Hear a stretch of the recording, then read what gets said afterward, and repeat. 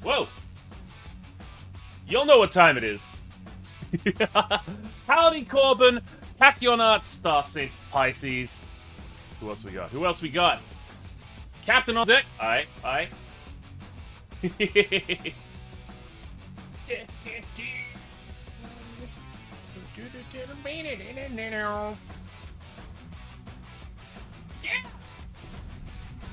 Oh yeah.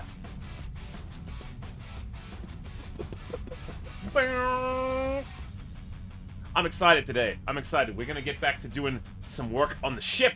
We're gonna keep working on the ship. You guys ready for some upgrades? Yeah! Let's go! Let's do it!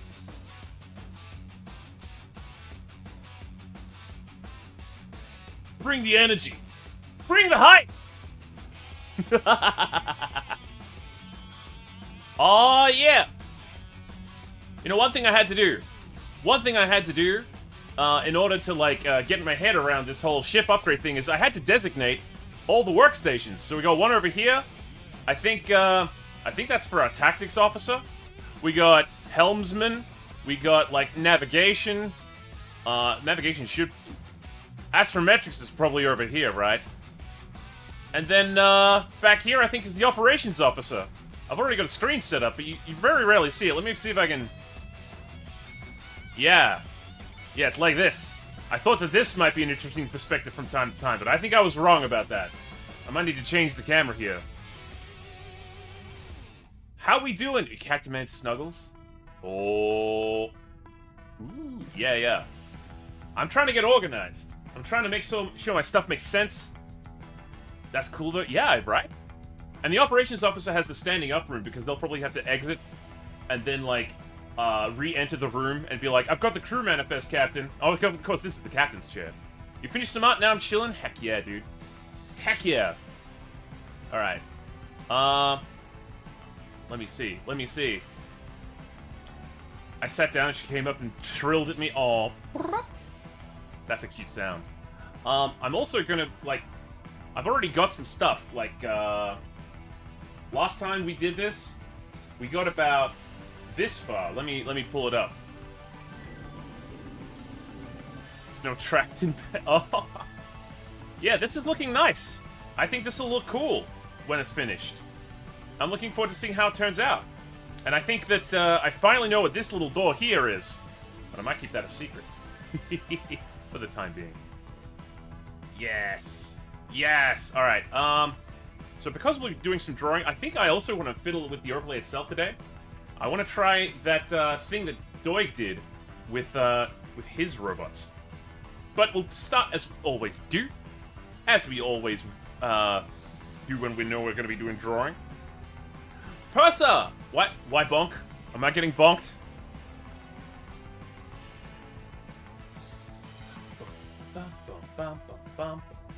Ooh, Star Saints obscene in the showroom. Big headway on your plans. Ooh. Welcome. Click the circles. It sounds simple. It's not. Bam. Okay. Circles.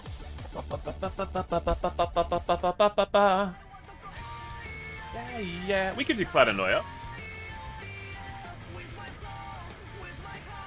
I like Cladanoia.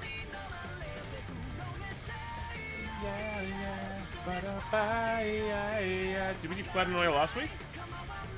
We did!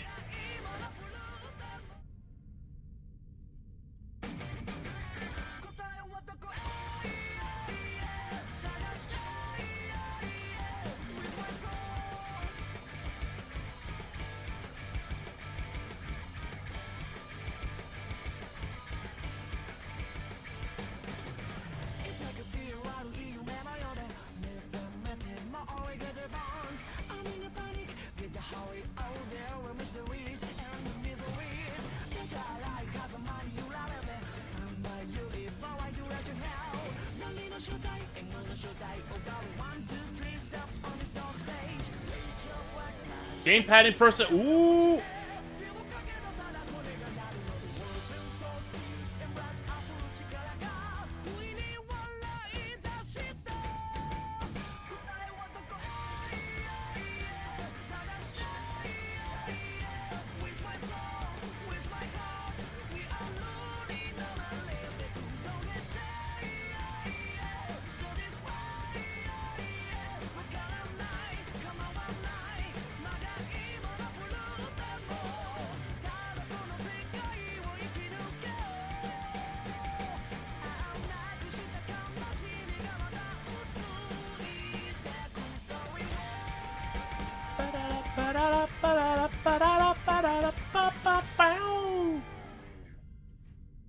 The gamepad is being cleaned.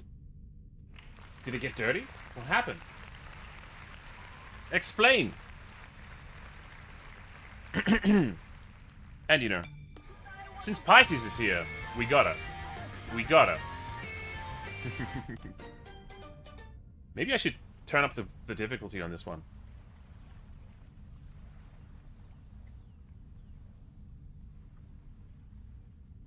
It's been a long time since I've had, you know, a moment to just work on the overlay itself. We might even do some, we might take some glamour shots of the Henya model. But I could do that off stream. You guys don't necessarily need to see me just like, oh, spin the camera around, render, put that up. So it got spilled on it. Oh, the right trigger was that. That would make it difficult to Splatoon. Did you notice that Yoshi's right over here? Like big fat Chungus Yoshi?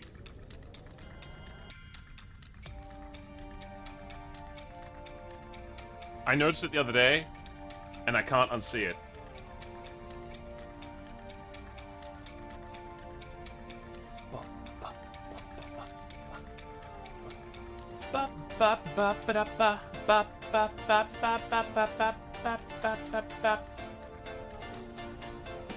I had no idea.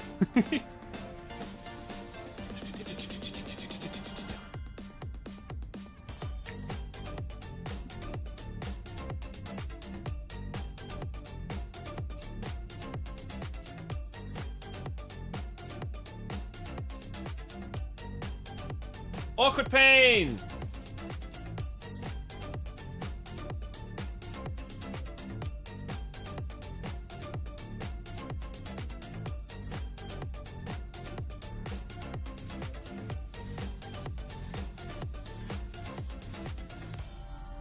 Halfway. Halfway! Yeah, I'm really looking forward to making more progress, because, like, more progress we make on the ship design and the ship modeling means we're one step closer to my ultimate plan.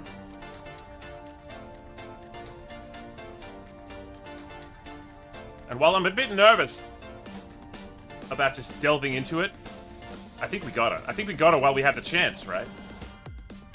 Don't wait. You see the Yoshi now? Yes!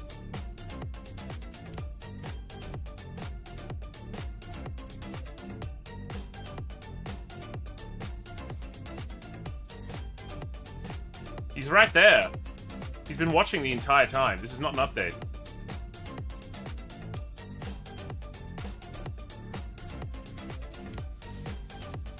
Where is he? Some people might be asking. He's right there. He's right there. If I can pick myself and draw butts, I believe that you can do this too. Yes! Thank you. Thank you. A vote of confidence. Much appreciated. Let's do another, we did a lot of Sonic yesterday. That was fun. Let me see.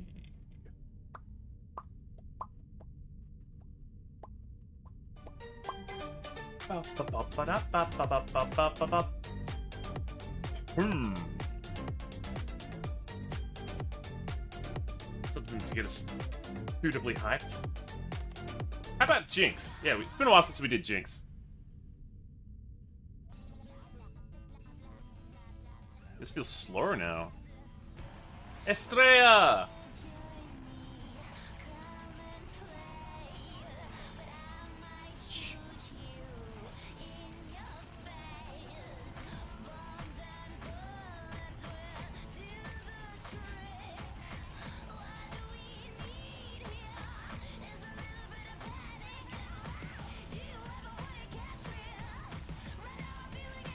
this usually the difficulty I do?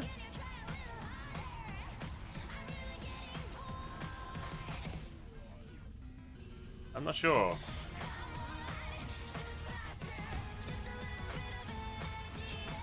I'm gonna try something fun right now.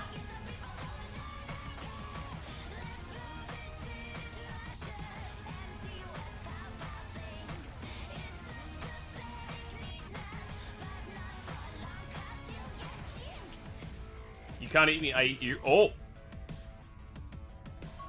If you guys aren't careful, you'll end up in like a cat dog situation.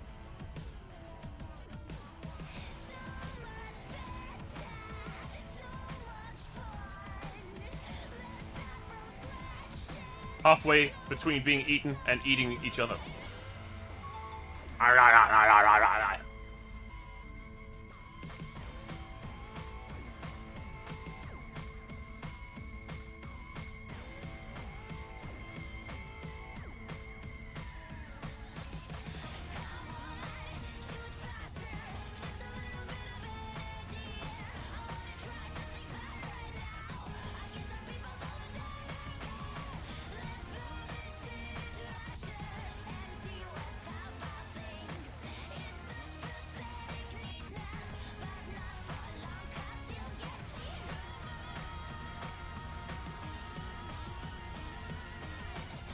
Come on.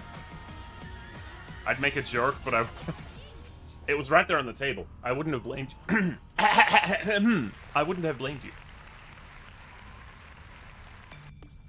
I just heard this morning, right before stream, in fact, that Funimation's shutting down? Didn't they just merge with Crunchyroll the other day? Now that's all gone. Ugh.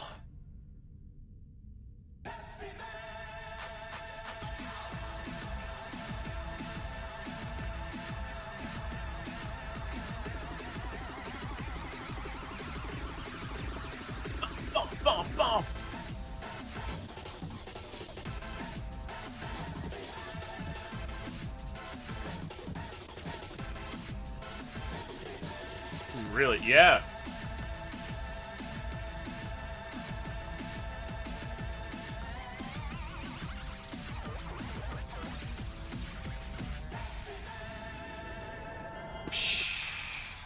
Yeah, Crunchyroll is shutting them down and deleting people's purchases. Yeah, that's kind of, terrible. That's kind of fucking awful. Not a big fan of that at all. Okay, we'll switch to art. Because it's just another reminder that we don't actually earn the things that they're asking us to purchase. They found a way to, like, hand us the content and then takesy-backsies immediately afterwards if they feel like it. It's no longer the, it's no longer the market of you buy a DVD, you earn the DVD. You earn the content on that DVD. No. It's because, it's long since become the standard, but, how long before customers start, you know, going, oh, well, it's just easy to pirate, which in turn harms the people making the product, which in turn means less of the product to enjoy. But if buying isn't earning, the pirate is to steal. I'm trying not to open CSP so we can sleep in it. That's probably a good idea, Estrella. I know you've been up late recently a lot, so I appreciate you trying to do that for yourself. Trying to maintain healthy habits. Trying to promote healthy habits in other people. That's what we try to do here. Let me see what kind of music we're going to be in for today.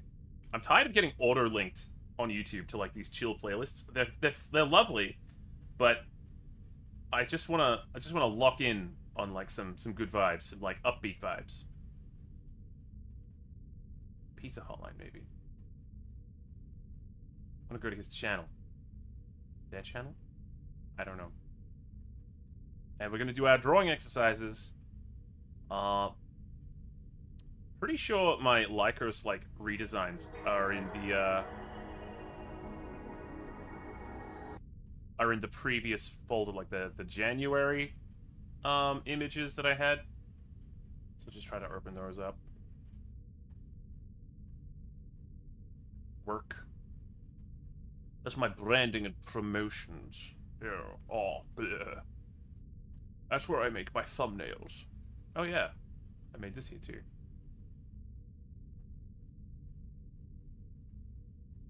Yeah, this is also where I drew the Henya, like, model stuff. Ooh, I got an idea.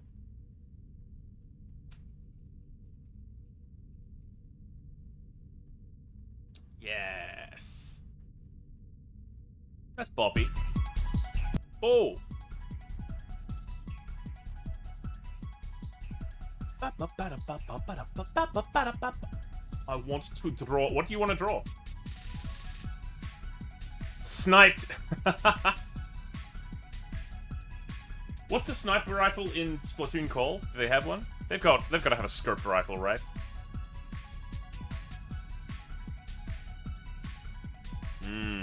Yeah, my social media explanation, the picture I did for EOS. Ah, here we go. I should probably move these to their own folder, right?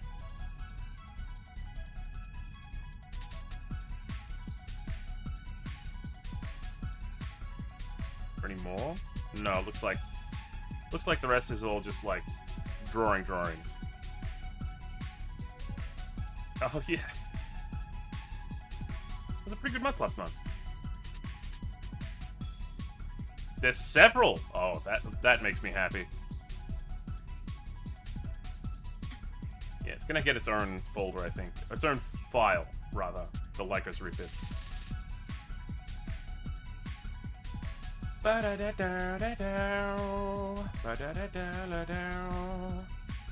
Yeah, I can see I wrote the notes here, right here. We got the captain's chair, we got the helmsman, tactical, navigation, science, communications, and the con. One of the things I want to do is get Dexybot moving around more, because it's nice when he fires on me, for you guys. But he should maybe move around a little more.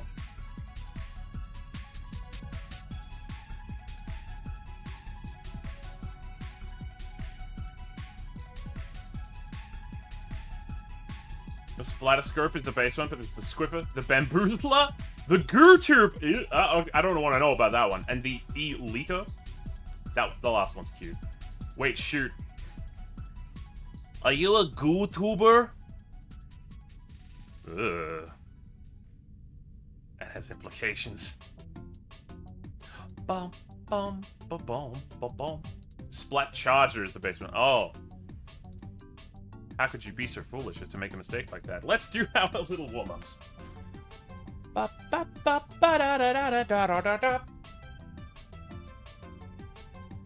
Give me the fuel of me. Ugh. We all stretched? We all good? You redesigned the shit? That's right, Konaki! We are, adding some detail. Ooh! Hello, Lily. Boop! Thank you very much. Naughty. If only I could add, like, a bit of onomatopoeia to that. I wouldn't have to say it each time, maybe. Doing our usual, like, mark-making exercises so that we can keep our lines in control. So we can make sure that we have nice, clean, confident lines. And not have to rely on redoing the same one again and again. I think I'm getting the hang of it. Hi, how you doing today? What program to droid? This is Clip Studio Paint. Which they just announced, like... Well, I just saw this morning, I think it was on the Lykos server, people talking about CSP 3.0.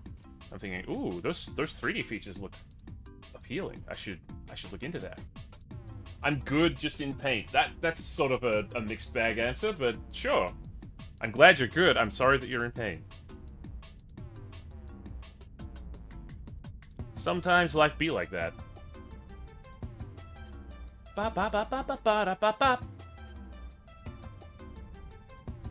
Been a while since I did anything really like a really rendered character.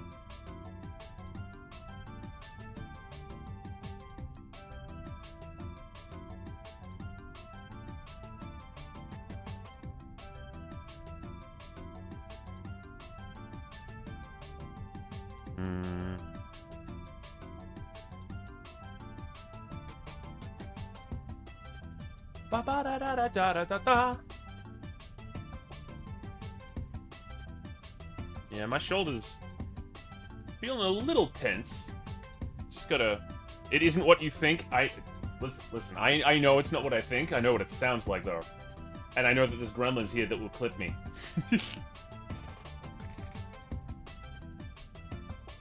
The chat reflects the streamer! I know that some of you are just as gremlin as I am. Don't think that you're flying under the radar with me. I see it. All of you. Alright, circles. Some pretty good circles. We're drawing a lot of mechanical designs today, so it's especially important to get our basic, like, lines correct. That warm-up you're doing looks interesting. I want to try it. Oh! Absolutely, Konaki.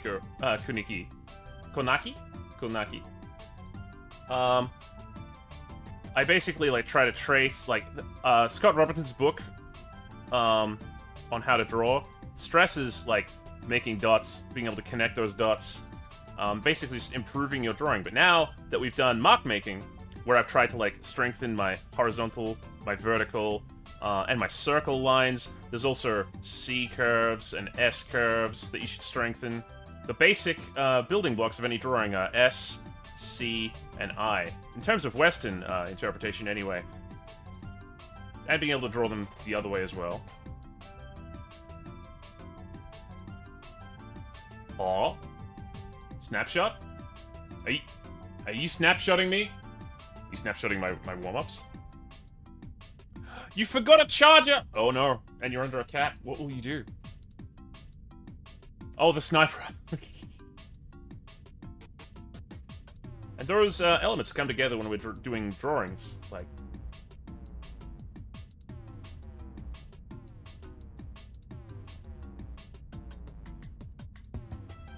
How did you know I was screenshotting it? Estrella did. Do you want me to explain it, actually? Because, like, I've been doing it this way for a long time. But essentially, you want to rule a line, and I use the cube tool, I use the square tool, but you want to rule a line and then go over it as straight as you can. You don't want to go too slowly, because then you'll get all this kind of jittering. You don't want to go too quickly, because then you'll get, like, all this kind of wild stuff. You want to find the exact right pace for you to get as smooth and straight a line as you can. And this is the kind of stuff they'll try to get you doing when you apprentice at a manga studio, because they want people who can do speed lines and beta fill in and, you know, have reliable strokes, basically. You can use a ruler for some of the speed lines, actually. Then I move on to, you know, I divide it up into squares, and I do a circle. And you should probably, if you're starting this off yourself, start off with, like, a ruled circle, like that, like a circle shape, and then just go over it. Just go over it a few times, see if you can stick to that line. You're gonna go out, you're gonna go in, and it's gonna be a bit messy as you start to get the rhythm of it, but you'll start to pick up on the shoulder feeling. You should remember the sensation when you get it right. Try to remember that and summon that next time you need to draw a circle. Just so that you can, you know, have a reliable circle. And then I do, as we're about to do, perspective exercises. Using your shoulder, not your wrist. Yes! Never the wrist. We want to move from the shoulder. Even if we're holding the pen up like I'm doing, the shoulder drives the smoothest motion. It's the biggest muscle, and therefore it's the most reliable when it comes to, like, making smooth, reliable lines. Then the wrist is just like a couple of flimsy little tendons, so it's kind of unreliable.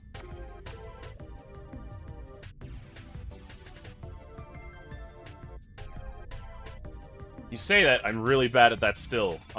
It takes a bit of getting used to. That's why you can start off drawing these really big.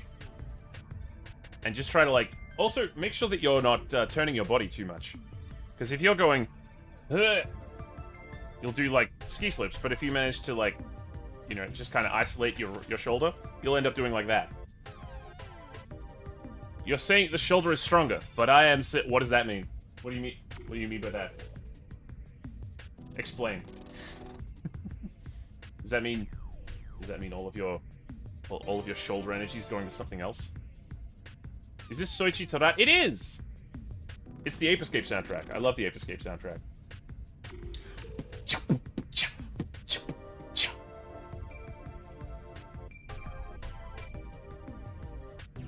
Damn. Sir, without getting to you. Well then, your shoulder should be heckin' strong! You should be an amazing, a god of moving from the shoulder, if that's the case. Don't make me get you like a wrist strap. Okay, so now that we've got our mark-making sword, we move on to perspective. And I think, from my point of view, not to make a pun, perspective is like a foundational element of like understanding form. And form and proportion are more important in a lot of cases than anatomy. Because you can fake your way through anatomy, you can't really fake perspective or proportion if you get it wrong. People will notice. 1 point perspective. Boxes should be facing onto the camera as much as possible. I deserve that. Maybe you were hoping for that. Huh? 2 point perspective now. Ugh. We have the 2 corners meet, and then we go straight down in a vertical line when they meet. Boom, boom. Yeah, Soichi Torada's a real one, dude. Ba-ba-bo. Pew, pew. What an amazing soundscape.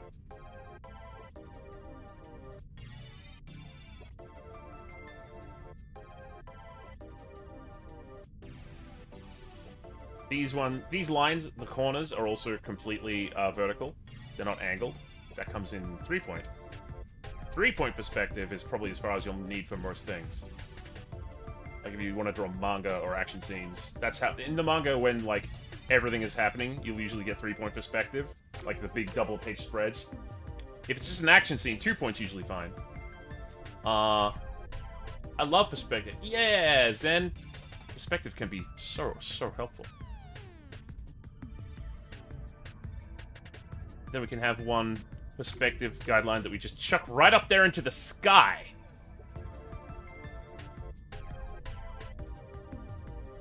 Boom, boom. So you can draw boxes from all angles, and if you can draw a box, you can fill that box with anything you like. That's the idea, is that you can turn a box from all angles, and from that understanding, you then can apply that understanding to any object that you fancy drawing.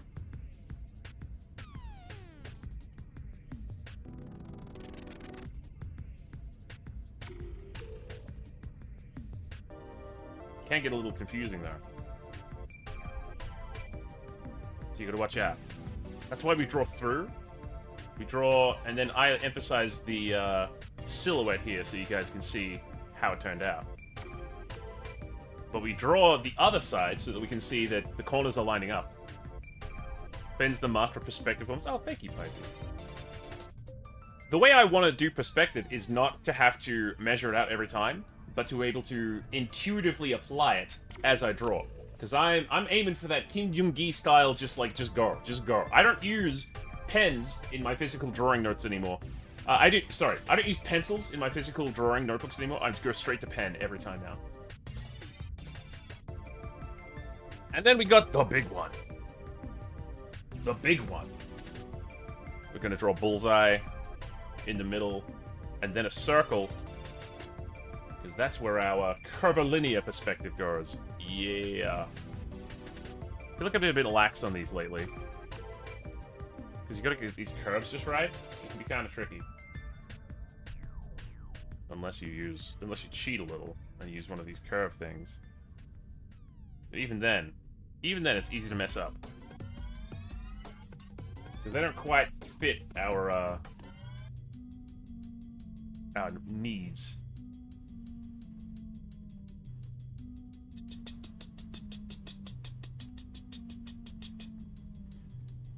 Good thing about electric drummers and drum machines is they never get tired wrists, so you can just have them go like this forever.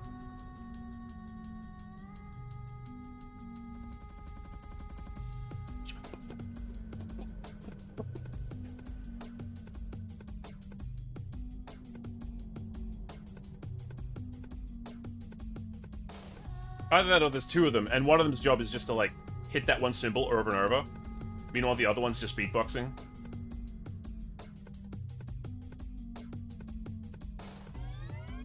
So we're gonna make that big bullseye into a basketball kind of surface with a grid pattern on it.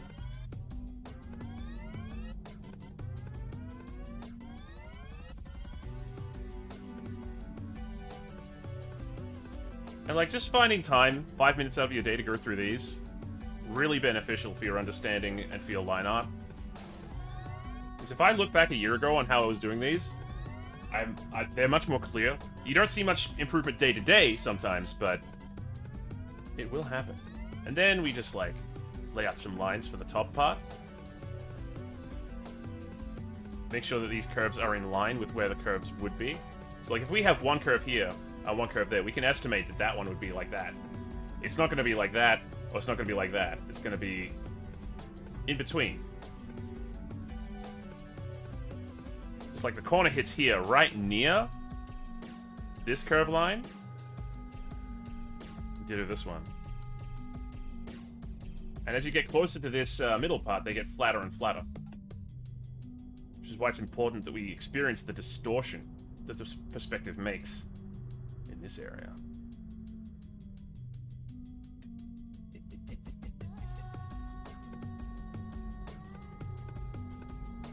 And there we go. This cube is completely, like, solid, flat. It's not curved at all, but because we're looking at it from a fisheye, it gains curves.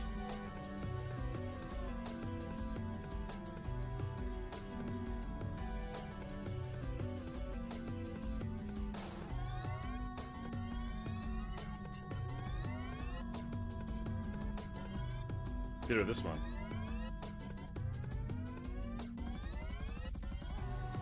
If you get it just right, the eye will start to recognize that and click. You'll feel something. Or when it's not right, something in your eye will go, it's not right.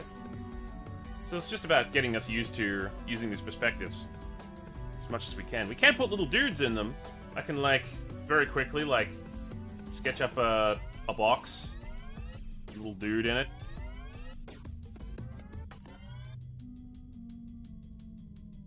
Or a little lady. Why not? Oftentimes we do a little dude, and maybe it's the lady's time.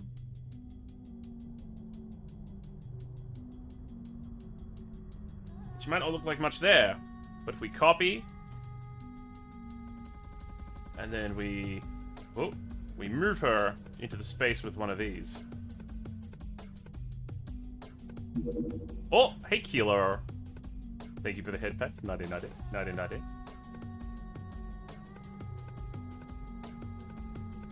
Get patted on. Oh, yeah. I certainly did. What a loser. Jeez.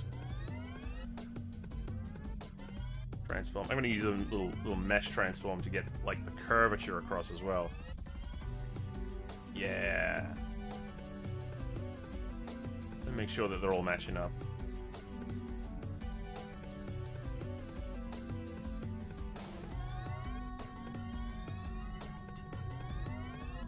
And we can see how the perspective is affecting the shape of the lady. It's almost like she's 3D already. We can do better. We can fill that out with, like, a cross-contour line. And that's how we can start to apply our perspective to figures in space.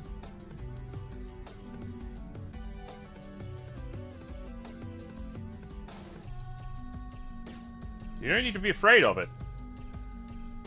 In fact, the more you fear it, the less you'll want to understand it. Heyo, BN! Welcome in, welcome in. Just finishing up our perspective exercise, because we got some modeling to do today.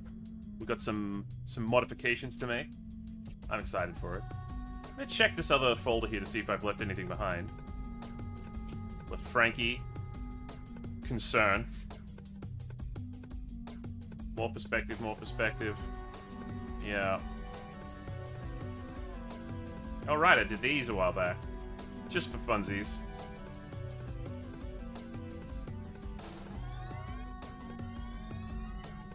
Oh, yeah, that correction I did.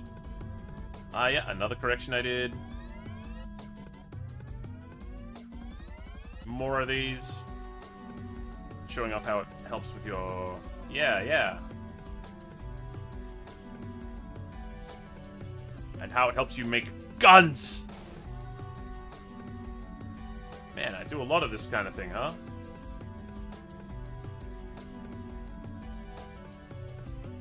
Wow, that crocodile's coming along pretty well.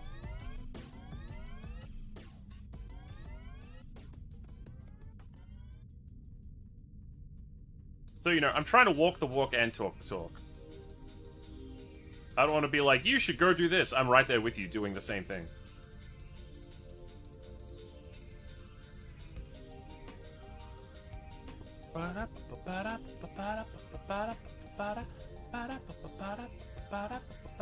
Oh yeah, and I did this bit too. This is coming along.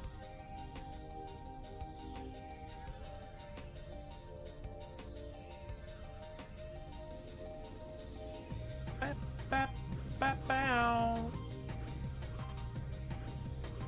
think we're gradually like we did front view and back view. Oh, you know, I was moving forward to doing this bit as well.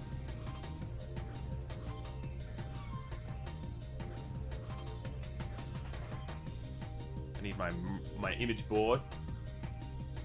Gotta get back in the headspace. Designing robots and spaceships and shit.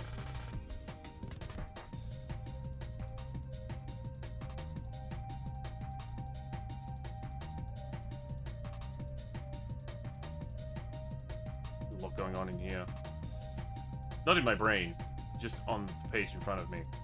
While I gather my thoughts.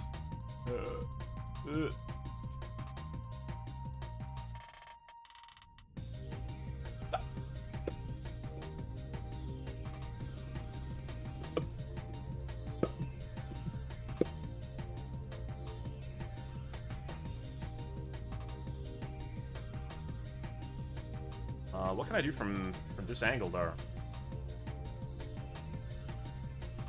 I got most of the back half planned out, I think. Oh, maybe not. Maybe I'll need a little more.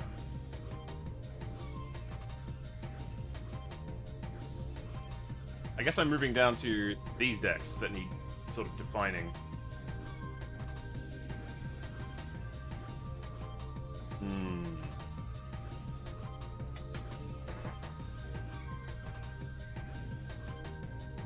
Trying to mix in all the information and knowledge I've acquired from doing some model kit building of this stuff.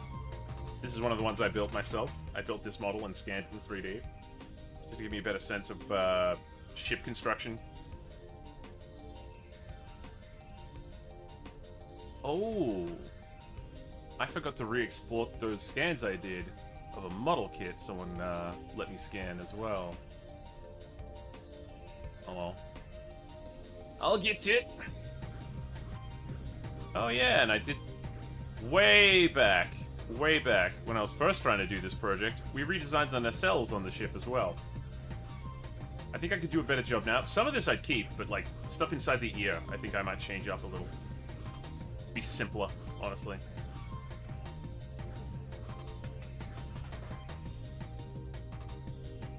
But the next time, I guess on the Lykos, you're gonna have a surprise. Why would you tell me this now when I can't have the surprise immediately?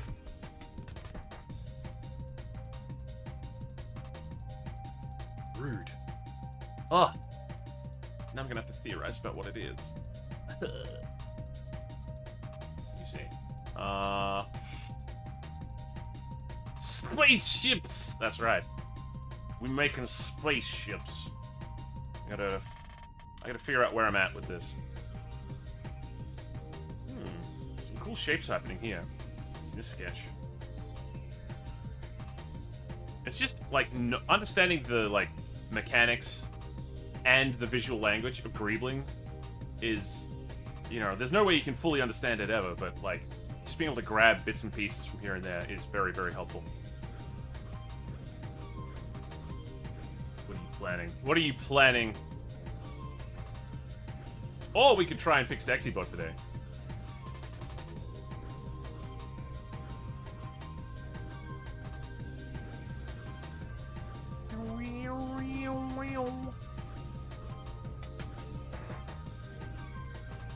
That's the interior, though. Focus on the exterior today.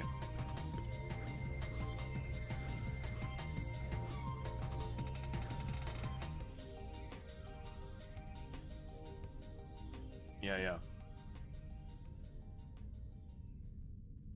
Okay. What to do with the door? Because, like, the way these doors are interlocked at the moment makes no fucking sense. It just doesn't. Because, like, if these open outwards, where the hell do the doors go when it's open? They didn't think of that one, did they? They just thought, interlocking teeth doors. Very cool. Rotating? I mean, they're solid doors, though. They don't look like they rotate. They're not made of, like, garage door opener.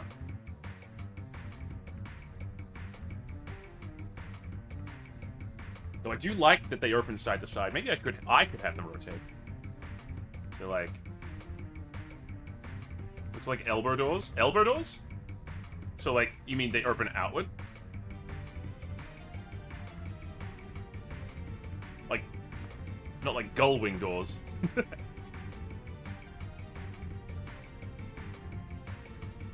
Need another example of, like, a launch pad. Where are my Daigunzan pictures? Like a tonfa shape with the hinge and the handle? Oh, yeah. Have a couple of options. I like that you guys are ready. Yeah, here's the ship it's based on. You can see a lot of familiar colors and stuff, right? Unfortunately, there's... you know, there's precious few set day pictures of that assembly. Oh, but here's what it looks like on the inside, and the doors just seem to retract.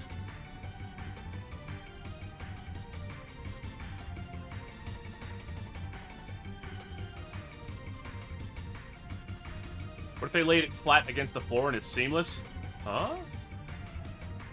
So, like, they come outwards and down? I don't know about... like, look at how they're paired up. The teeth clearly, like, have to come open, right?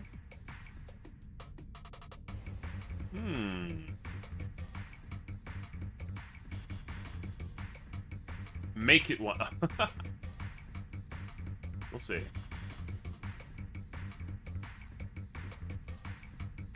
Ooh, you know what? I kind of like this. I could make it like that.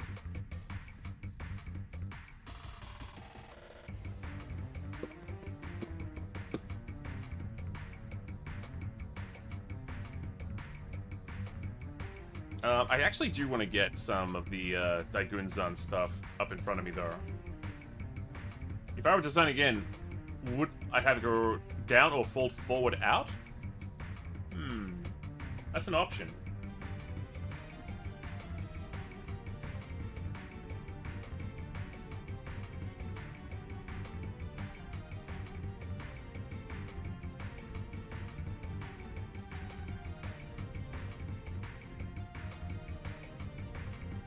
There's a 3D model of this. Oh dear. I think I need that.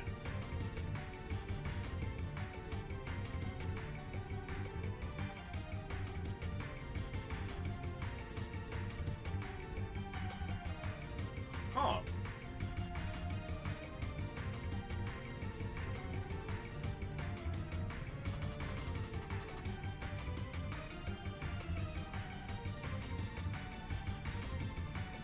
Let's see.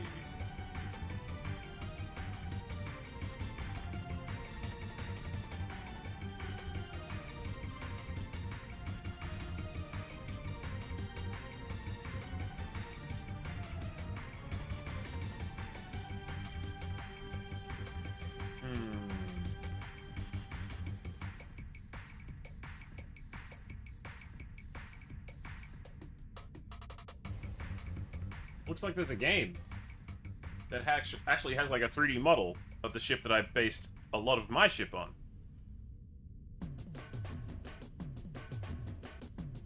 That would, if I could have a look at it, it would probably explain a lot of the, like, questions I have about, you know, basic physics and stuff.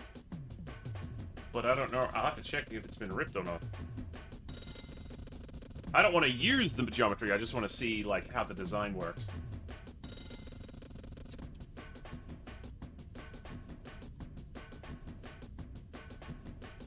It's fine to take inspiration and observe.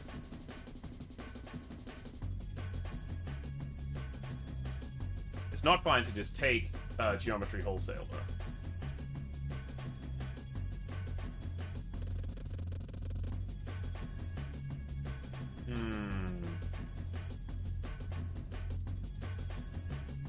Makes sense. Yeah, I thought so.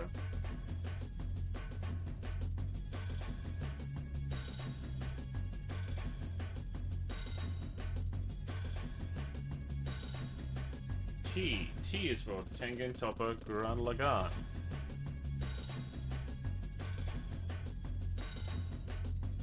No, it doesn't look like they got it.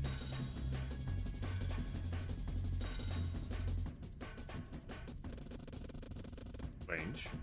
Same idea as practicing by tracing, but not publishing those. Exactly, exactly.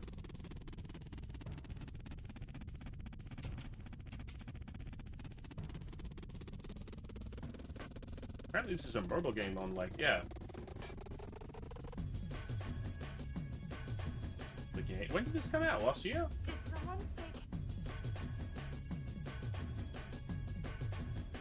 Because I haven't been able to find a 3D model of these mechs anywhere. Because the only game that Gurren Lagann ever had like 2D sprites,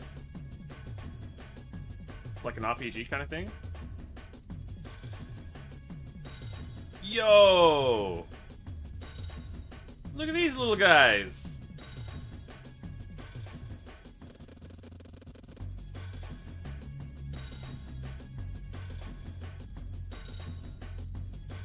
Unlock Yorker.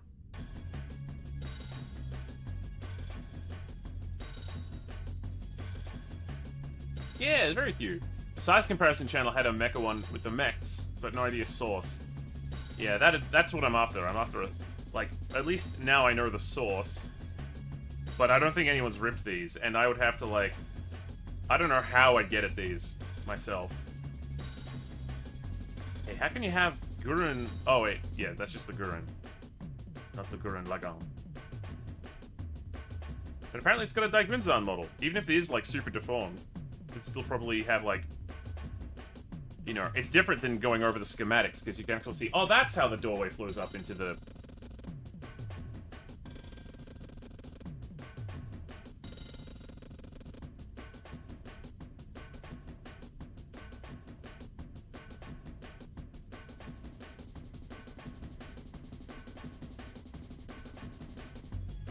images.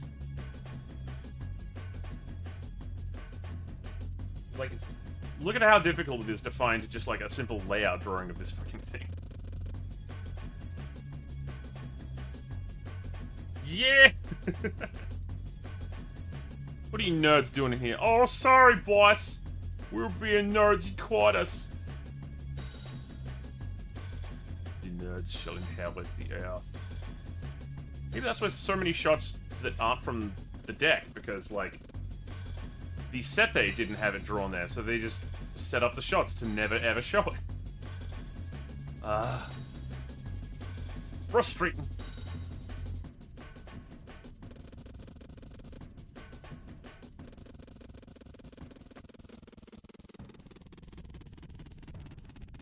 Movie magic. Yep.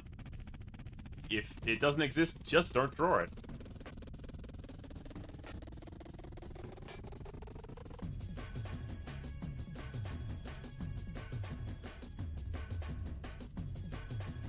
Or, like, if it's troublesome to draw. Well, someone else has done a model of it on Sketchfab. That might help.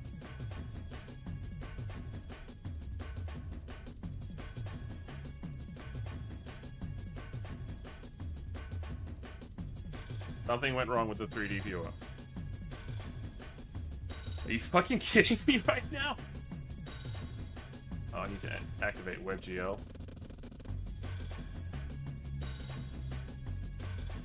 What about on my other browser?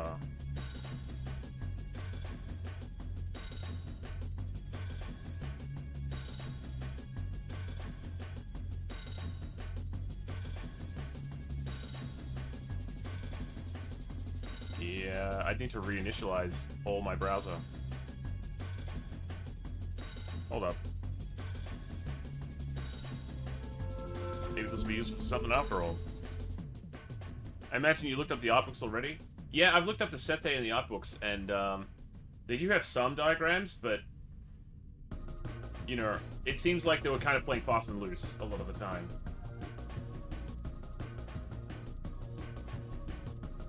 Oh! Thank you, Keeler. Hey, there we go. So, like, oh, in this version it just straight up doesn't have doors.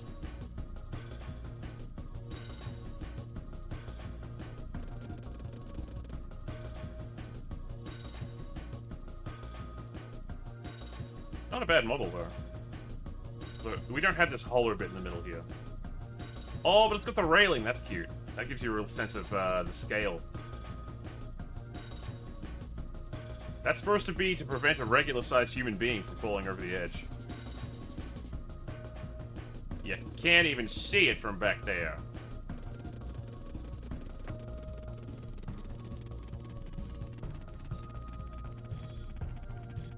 And they got, oh, a little radiator tower, just like the one I'm kind of building now. Okay, I'm gonna keep that open in another window.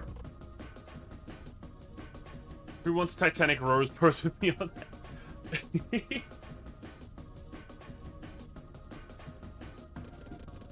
I guess they just made the doors so they didn't have to draw the inside of the hangar the whole time. Oh, that's one detail I omitted, actually. Is that there's supposed to be, like, a seam along here. But, you know, I'm open to changing a bunch of this.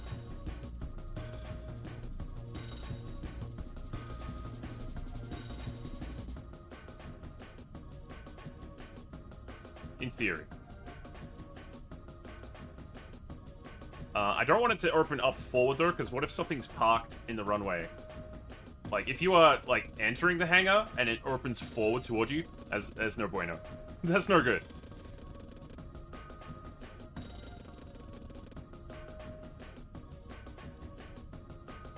Yeah, a lot of the ones in this kit seem to, like, open upwards. Maybe we can do that.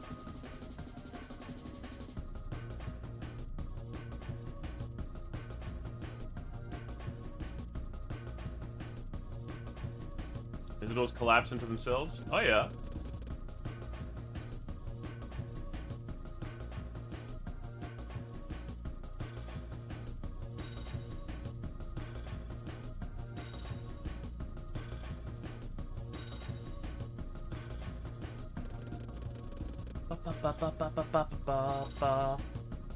Blue Sky doesn't have gifts. It doesn't have videos or anything, yeah. It's got a ways to go. Before it can actually compete with anything.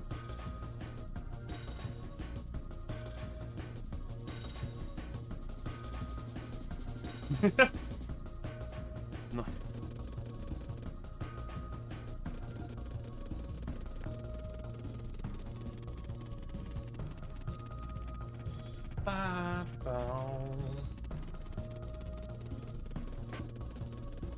Ooh.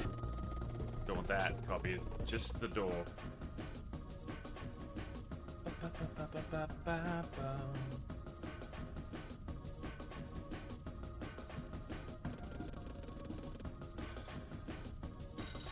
Something about it doesn't feel very satisfying, though. Oh, thank you. Just take note of some sketch metal plating on it. It's pretty true. I think my weak point is probably that I'm also trying to, like, imagine it as a functional system alongside, like, making a 3D model of it, etc. Because I just have to be so extra about everything. My bad, guys. I girl bossed too close to the sun. My ship's shaped like a donut. There's a little hallway that leads to the center, and that's my room. Oh, like the thing, like one of the Star Wars ships.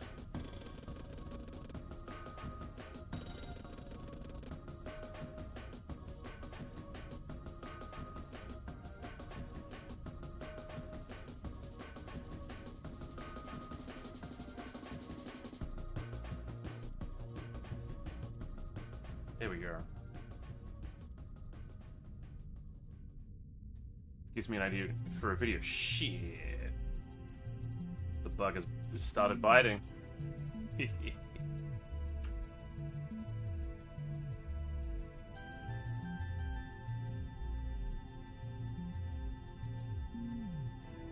Now it will never let you go.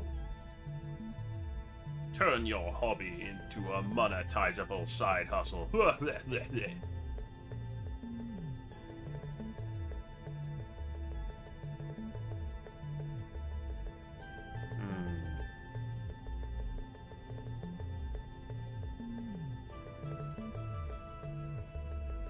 I'm just bad at doors.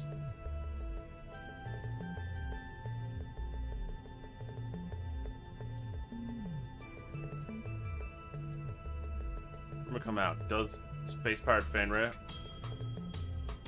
is no good at doors?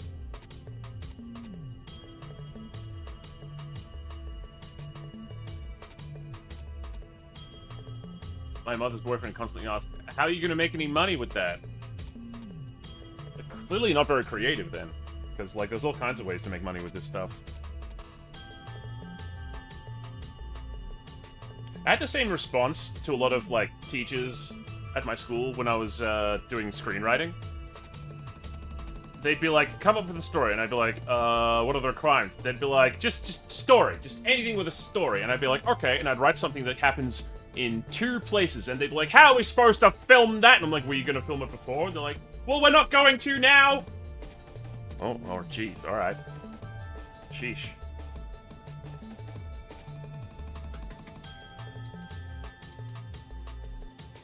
If I was a YouTuber, none of my videos would be funny to anyone but me. I bet you're wrong. Oh, yeah, Vixie, welcome in, hello. Shipbuilding stuff. We're becoming shipwrights today.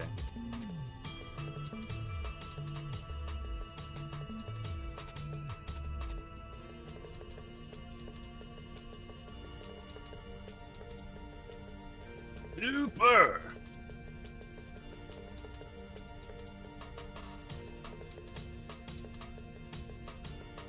He makes basically nothing. Lives off of my mother's... Well, there you go! My sense of humor is someone just way too dressed up in really high heels. Just runway modeling. It just captions mods on the... There's a rant for another day. Ah, yeah.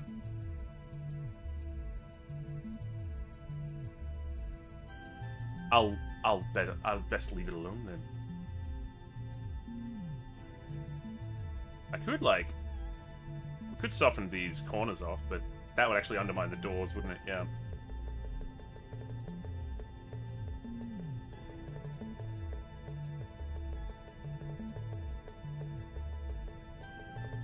Well, you know what? Some air traffic lights wouldn't be a bad idea. Most on the way to... Tell Fen to hydrate. Mm-hmm. They do have to remind me sometimes. That's why we have the redeems.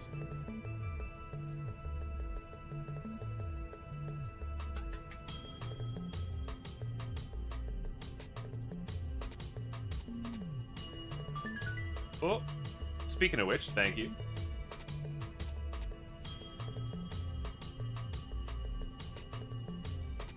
Air traffic lights in space. What if we're inside the atmosphere, Awkward? Did you think of that? What if we're not off planet? When do you think we need to deploy the one-man fighters? Is it in deep space? TIE fighters, too. Best let him go. He's too small to pose much of a threat.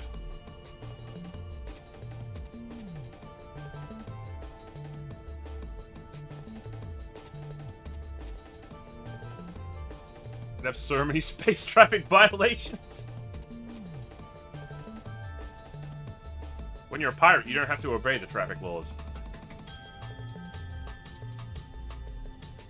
Unless you're in a sector where, you know, they enforce it somehow. In a way that you can't avoid.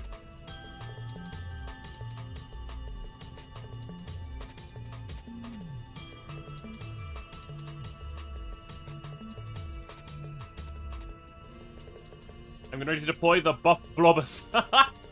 Oh, damn, that is a buff blobber.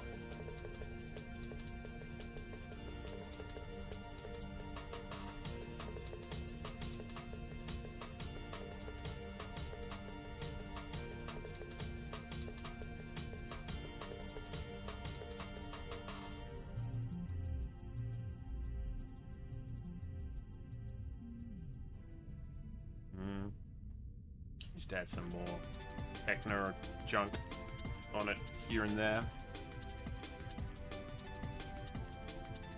It's supposed to be a little door right here. Like a cross an L-sized door. That's the scale we're looking at. No, nah! We got people trying to go to sleep, people trying to wake up, people trying to be productive. People finishing that homework off. I just realized I need to design an underground city block. Ooh. If I get it done, then I have all night with the... Excuse me? Which... Oh, okay.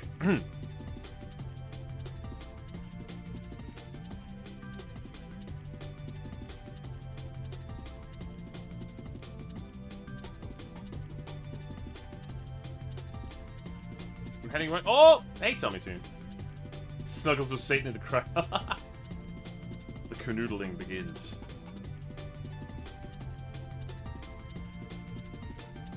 The cat has me trapped on the cozy vibes of strong. You've definitely been productive already today, right?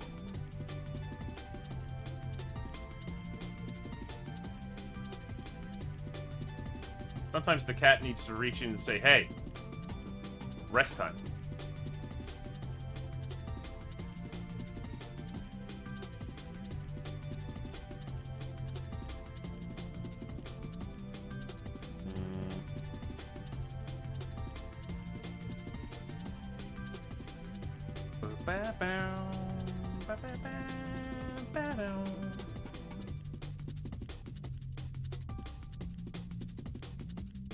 Productive in the sense that I dropped off the remote to get things fixed, but I got things to draw!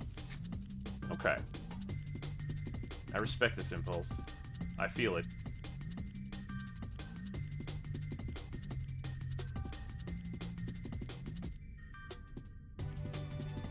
What if just, like, a couple of these bad boys... Ah, yes. Square divider with, like, tapered bit at top and bottom.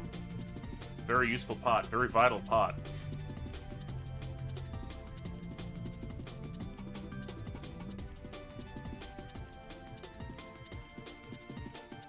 I tell you, the place I live looks like the setting of a horror movie at night. Is that because you're shooting a horror movie?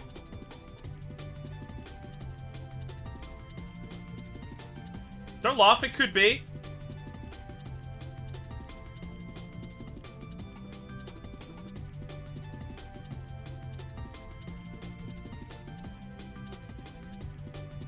Oh, before I go back to lurking... Oh, yeah? I got a dead animal... Oh! Your family, is into taxidermy?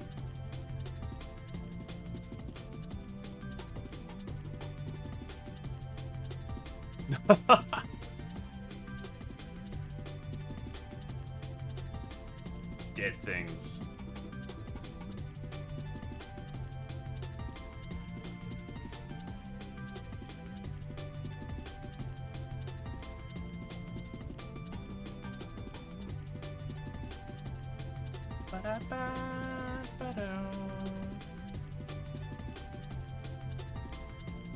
That's because of how the few streetlights there are, and the woods make the shadows bigger. Oh, like an ET kind of setting. Okay.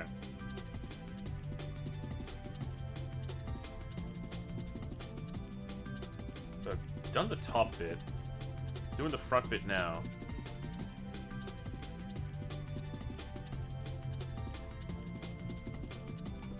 I want to separate this. I don't think that's working for anybody.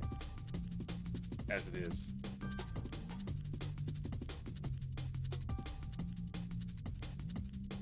I have cat tax if you want to see it. Oh, but then I'll be paralyzed. The only thing to do is to spread the disease, right?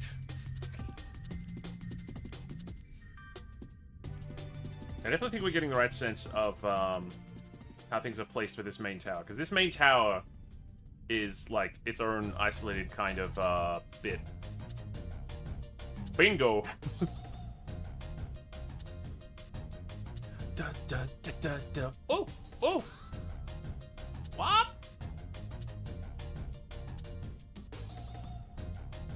Oh, maybe I'm Maybe the doors need to be divided between the two sections.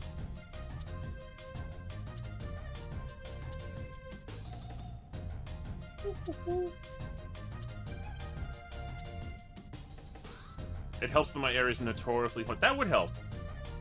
Yo, Tommy 2, do you run the Mystery Shack or something? Are there kitschy little, like, come see the freak kind of shows near you?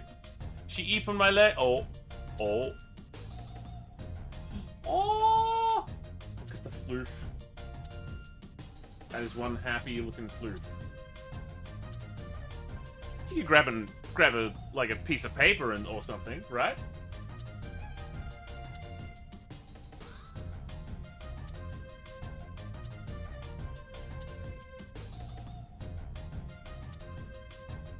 My hometown is where Bill Siphon set you. Ooh!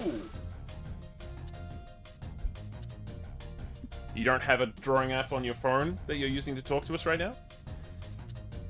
Huh? Oh.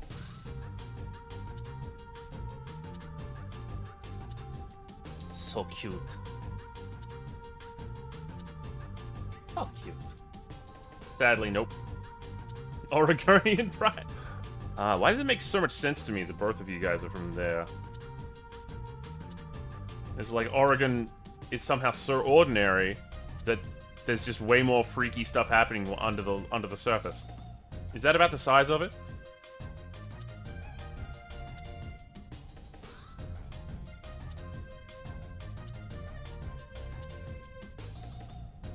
Been to that town. That Life is Strange was based off many times. Ooh. Can vouch! That's pretty much it. Okay. Sounds like a good place to visit.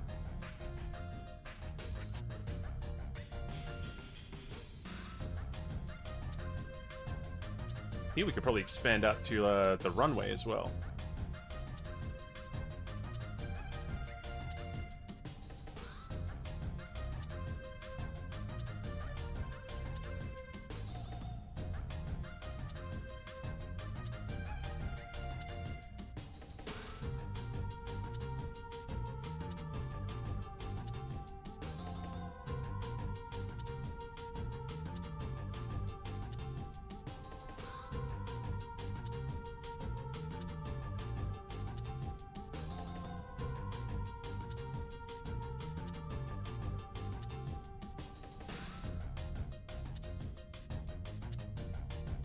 Something like that, yeah.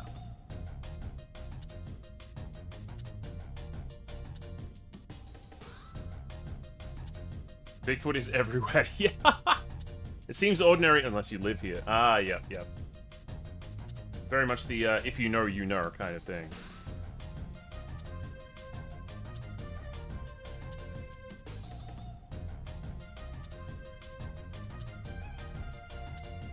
Seen a couple myself. Ooh. So much sass. Do people really go hunting? Is this an excuse to, like, make a lot of noise in the woods at night? Because that's kind of a primordial feeling. Back to ooh, editing. Cool.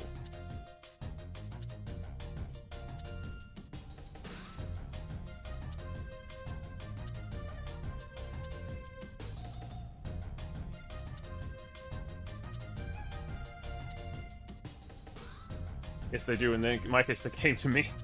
I'm more likely to be mistaken for Bigfoot, so I do get a bit nervous around Sasquatch hunters.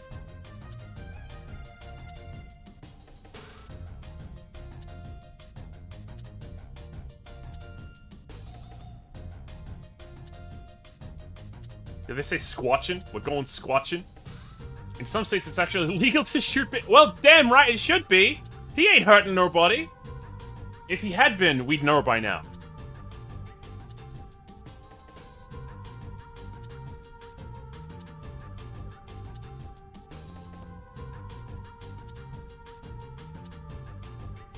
Scully, what if he's real? He doesn't deserve to be, like, shot, though. Funny you say that, oh. That's actually... Gone squatching? That's amazing. There have been reported attacks. Did people go into Squatch's woods? Because, like, that's where he lives. That's his house.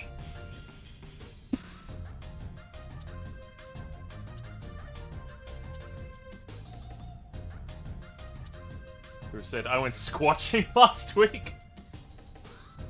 We got a couple of beers and just went out into the woods and went, Erp!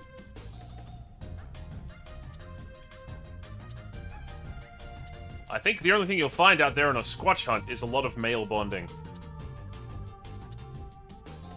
The most famous one was the Ape Canyon incident. Oh. Are you about to drop some lore on us? This is sick. Please continue.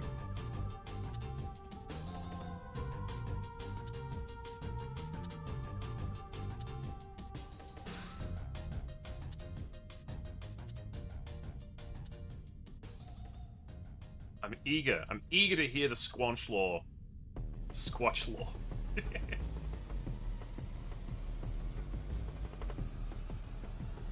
Mr. Hood Forest, Siskiyou Forest, Deschutes National Forest are the hotspots? Oh. You gotta imagine that there's at least one incident of a guy pretending to be Sasquatch in the woods and just waiting for Squatch hunters, right? The urge to do that would just be so palpable.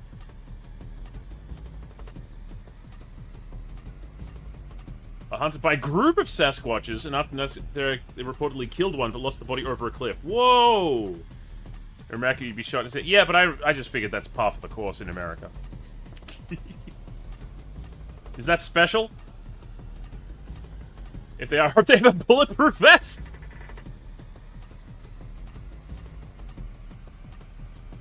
It's illegal to shoot a Sasquatch. Or it should be. On one hand, like...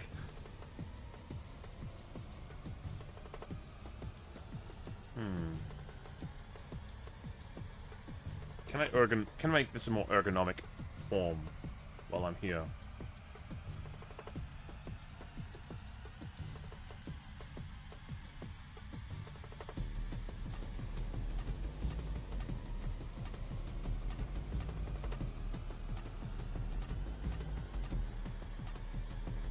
This is probably texture information, though.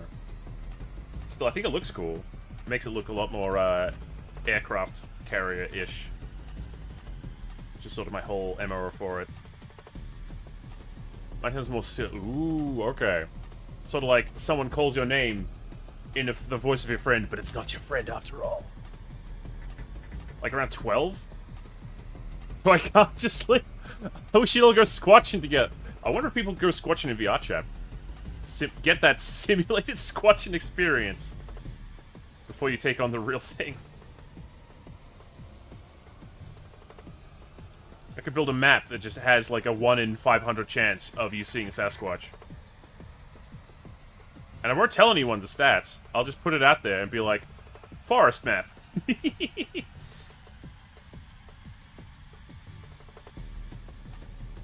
It's called the skin... Ooh. A railroad? That actually sounds so fun. But so many people would visit it and be like, I didn't see anything. Now train tracks are the same way, but for bobcats? Alright, you guys have big cats out there, don't you? I would be concerned, but but I know you, so I know I am protected by the town's what? Y'all are starting to seriously intrigue and or alarm me. What kind of society have I found myself in?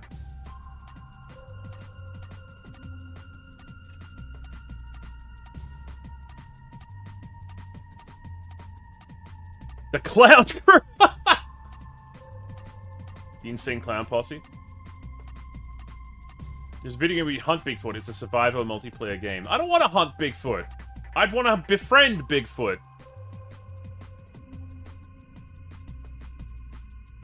Used to hear a pack of coyotes before they replaced the farms with the houses. Oh yeah. Bro, if you're so down to go to Mount Hood and go squatching so bad by the actual insane clown. Did they figure out how magnets work yet? Did someone let them know? We've known for a while. I figure it's time they let the Insane Clown Posse know. It's time. We shouldn't gatekeep this technology from the clowns.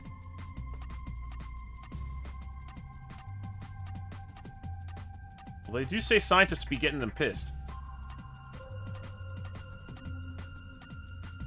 Magnets are witchcraft? Fucking magnets, how do they work?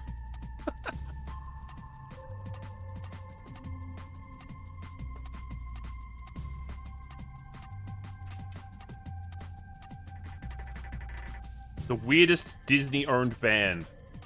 That's right. Disney-owned. The urge to offer Bigfoot jerky in exchange for lost knowledge. Nah, man, don't break the miracles.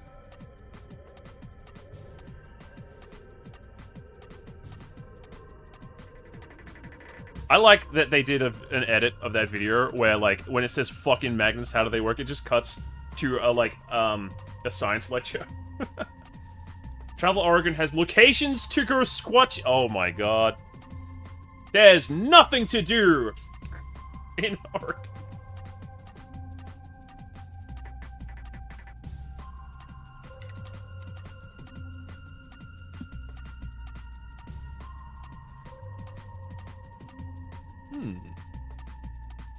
I do want a door here. I think an access door to the barracks here is a good idea, but I might change the design up a little bit.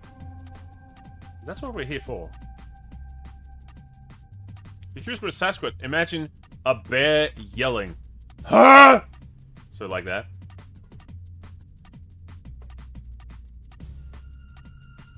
Wait, Tommy Toon, are you saying what I think you're saying? Are you admitting to having heard the cry of the Squatch? This turned into a paranormal stream way faster than I thought. And before Fen gets a group selfie of me, Caramel Tommy Toon, posing with Bigfoot. Oh my god, are you like the Bigfoot? Yeah, it's me. You found me. So Schnoo and he's there. I've never seen Schnoo and Bigfoot in the same place at the same time, so, you know. There's that. But way louder. Okay. That's confirmation. Tommy Toon has heard the cry of the Squatch.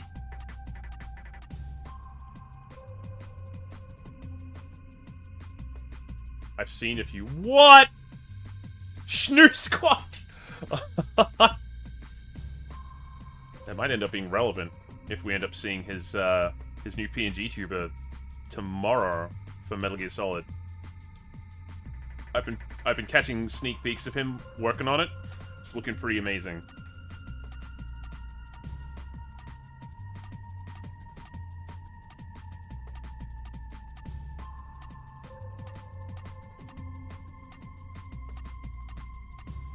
You don't go outside and throw stuff at coyotes getting close to your garden. Are you even alive?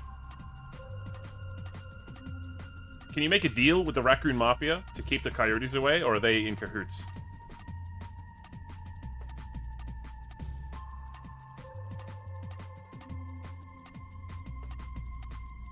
Hell yeah, brother!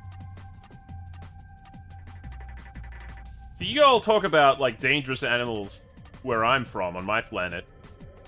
But, like, we don't have big cats like that. You're not likely to get mauled by something here unless you go down to, like, the like, crocodile-infested waters. But those are very specific areas. You're not likely to get, you know, bobcatted. I've never seen any Oregonians online, but suddenly Finn has, like, multiple... Maybe I just attract the paranormal. Oh, it's cause technically for you guys I'm an alien, isn't it? We've all come to gawk at the alien. The little things that will get you. Yeah. It's just the Lycan vibe.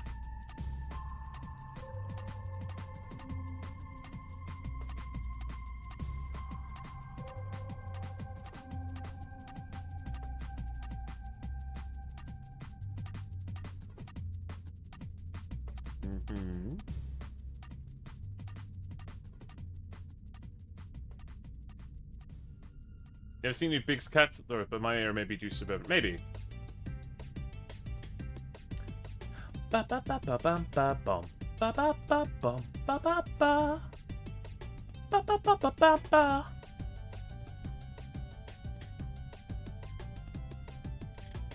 Ba da da da da. Merlin? Cat? Ah, yes. They're trying to make you feel better. That's how cats show affection. They're like, well, this is my butthole.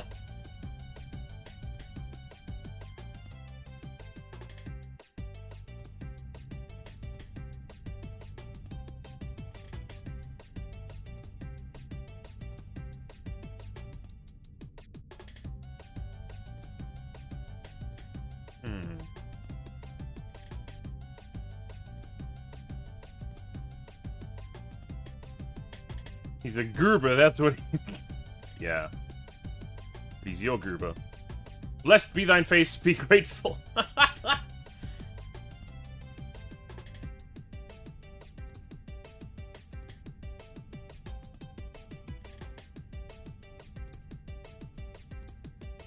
Sometimes I worry that I'm scaring my cat because he'll start... Like, he'll see me coming and he'll start running.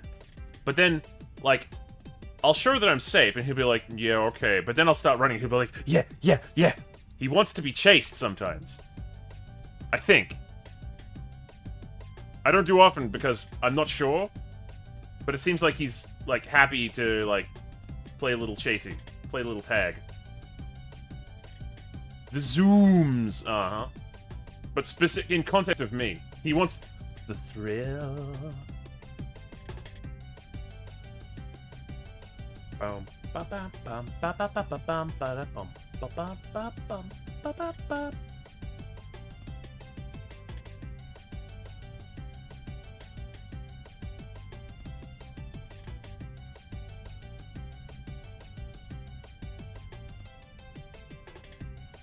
There we go.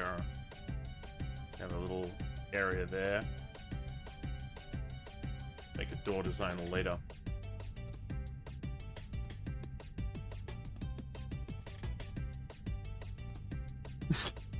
Heal her! No! Context won't save me, will it? No. Gonna have to wear that one.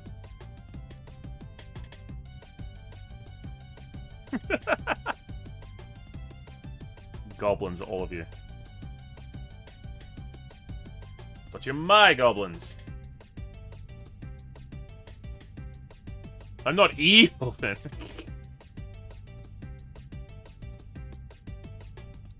My town doesn't have many classic, but aliens and ghosts are a bit... Oh! The classic cryptids. You mean like, Bloody Mary, that kind of thing?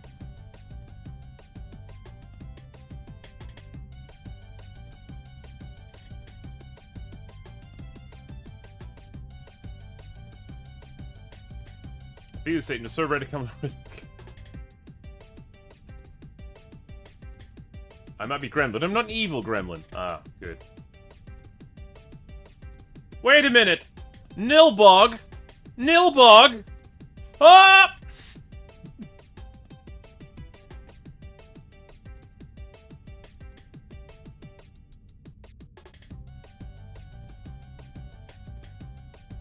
We have Bloody Mary and stuff, but not like creature-type cryptids. Oh, so no,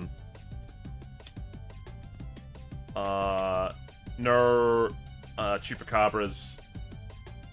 Or like Jersey Devils, that kind of thing.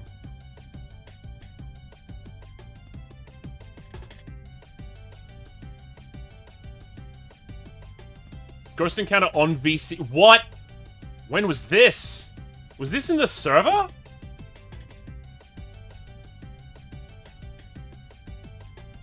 Yeah, I'm grabbing the popcorn too. What the heck?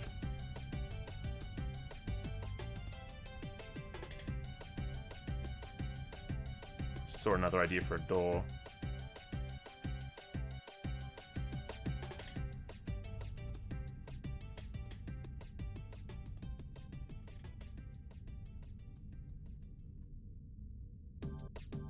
I remember that. The ghost? Hey, you guys been for real? Are we about to go ghost hunting?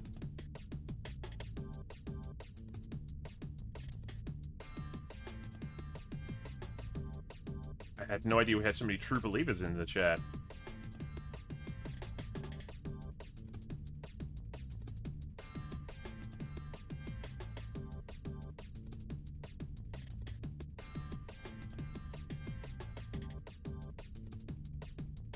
My apartment is haunted. The Lykos is...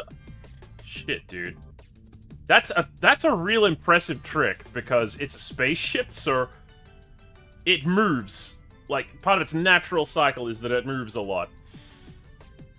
I believe the ghost is real. I've seen them as times as we've ever... I've had some encounters with some stuff that I couldn't explain fully. But I don't know if I'd be willing to, like, go on record saying that, like, they are definitely ghosts and nothing else. I've also experienced, like, deep intuition on a few levels that makes it kind of difficult to, like, draw the line between, you know, realistic and, you know, what sounds like a tall tale. This actually happened. Killer was there. Alright, you saying, yeah, this actually happened, it makes me feel like you guys are just pulling my leg.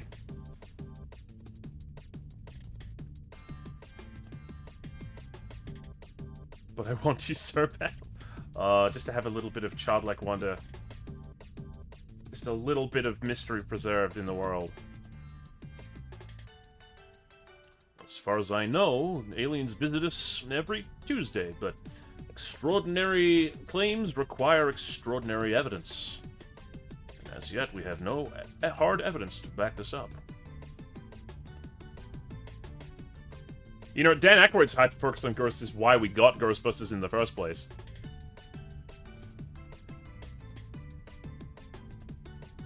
Whoa.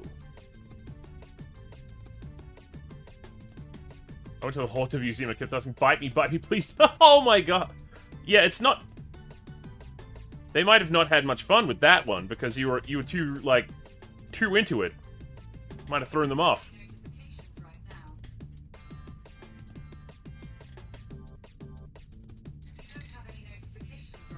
But they were too into it, man. I couldn't do the scare.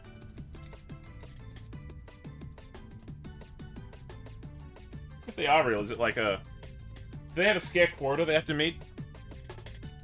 What would I gain from pulling a leg? The scare... I don't know, man. I don't know. I had the neurodivergent experience at high school, so I've just got that inbuilt, like, sort of... You're trying to make me... You're leading me somewhere. But if you're legit, then, like... That's a weird experience.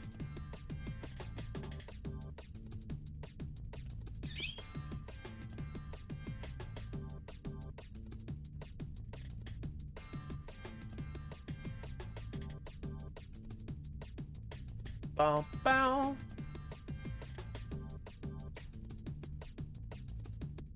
This is at like 10 p.m. I saw a girl standing in the hallway at school, and she wasn't there when I turned around. I was just like, bro, if there's someone else... I'd shit, but I'm more nervous than someone who broke in.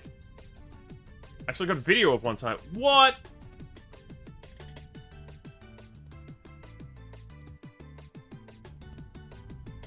No way. Tommy Toon. Ghost Hunter. Oh, humans are way more scary than the supernatural, that's for sure, yeah.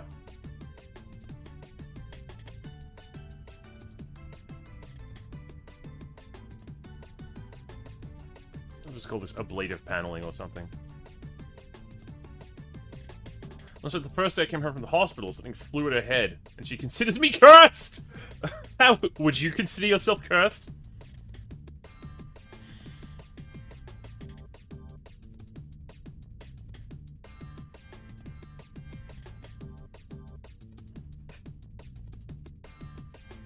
I don't know if I can agree with that.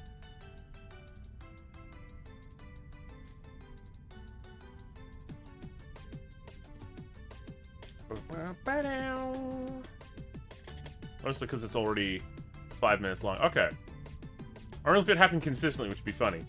All my friends just constantly get bonked in the head. Hey, bonk on the head! I think they must have a real boring job. Yeah.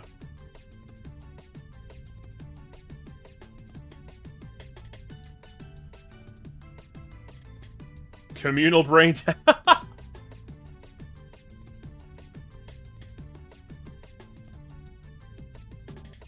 Man, ghosts must have been so, like, devastated during the lockdown. They can't just haunt and then run away. They've got to, like, just sit with you and be depressed in the apartment together.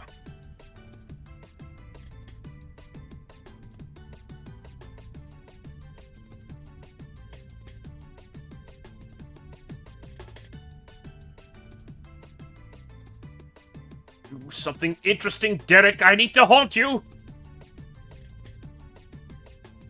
I guess I'll watch Instagram some more. Yep. God, you insipid. Look, hello, I'm supposed to haunt you, but I'm just so bored.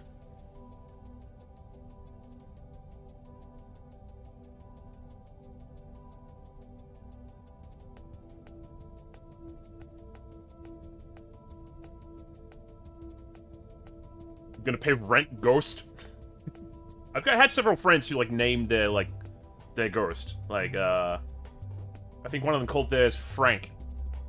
And, like, Frank used to turn the radio on sometimes, just randomly. And, my friend got broken up with, and she was really sad, and the radio came on, and she was like, "Fuck off, Frank!" And the radio turned back off again. That's what she said.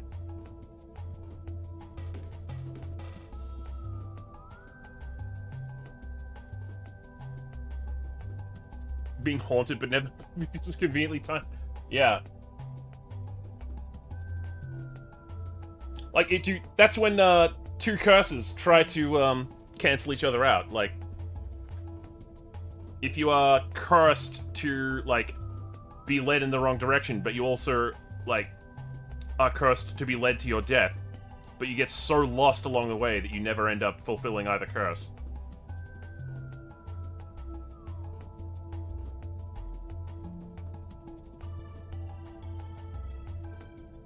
Demon in a house with a demon away, so, and when I visited, so I'm scared. Is that a what? Shush, Vixie. I don't know yet. I don't know. That's just something I heard.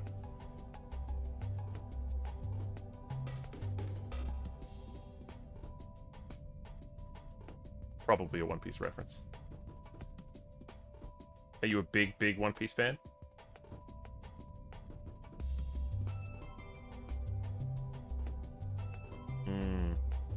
Not quite sure what to do with, like, this whole rear section, actually. I'm sure I'll figure it out, though. We are currently designing around here, I think. Yeah, and I gotta figure out what to do with these two. Would also watch the fuck out of Get wrecked, ghost nerd. Nerd ghost. Is it a nerdy ghost, like a ghost who became a nerd, or is it the ghost of a nerd? My TV show with ghosts was called Too Real, and it made me feel things and made me rethink my life. Maybe this is rethinks my life.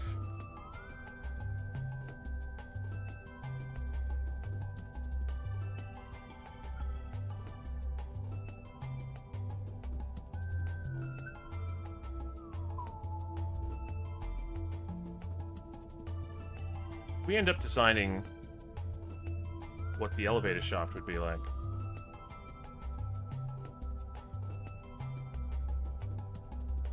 I wouldn't know if I'm haunted because I just assume it was my cat. Yeah. That urban myth they tell about, like, oh, my cat licked my hand when I heard something. So I went back to sleep, and then I realized my cat had been out all night. So who was licking my hand? That TikTok where a guy got jump scared by a ghost, and in response, he chased the ghost around with his belt! Scared shit out of me. Prepare to die again.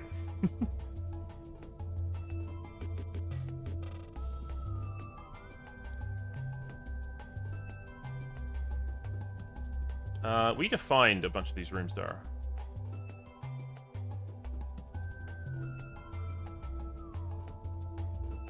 Pretty sure we labeled them at some point.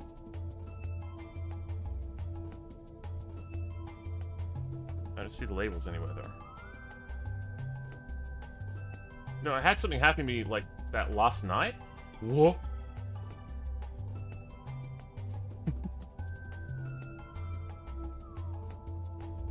materials.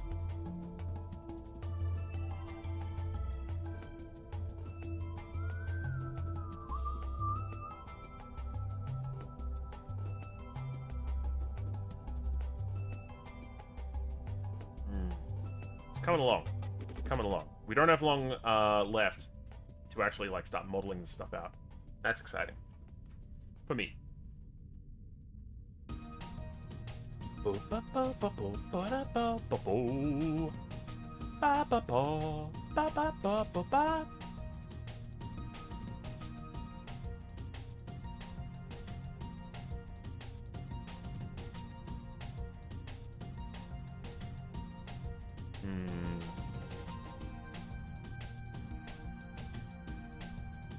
Yeah, I swear I could feel something small sit on my bed beside me and cuddle next to me. There was nothing there.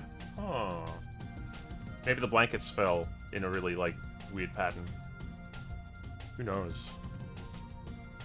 Ooh.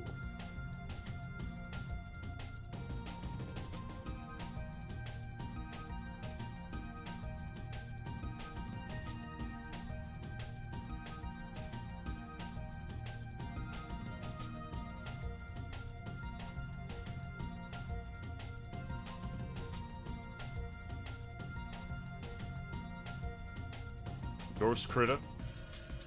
Aww. I like, in some mythologies they say that ghosts can be from multiple, like one spirit can be the culmination of like multiple creatures that were alive. Like there's one spirit I remember reading about that was the ghost of 100 tigers. Eastern mythology has all kinds of crazy rules about that. Or like, I think a lot of Chinese ghost stories had, like, there was bureaucracy in heaven, which to me is just like, oh no, not more. Can't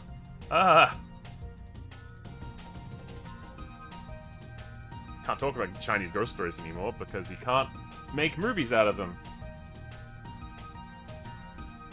No blanket, no pillows, no nothing. Huh.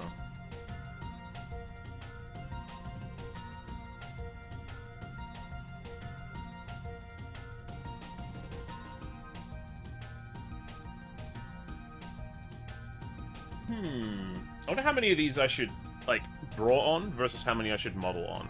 Because my first model of the Lykos, there are some parts where I, like, drew lines, but I didn't follow my own instructions, and I ended up, like, making some that didn't make sense.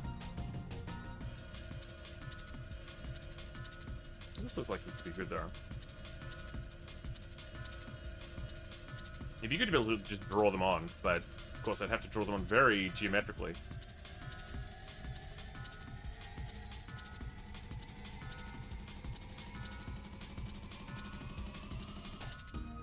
When I'm drawing this bit, I'm also drawing this bit, so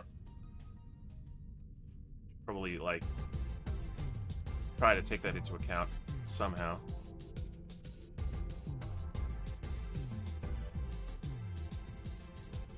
Good job.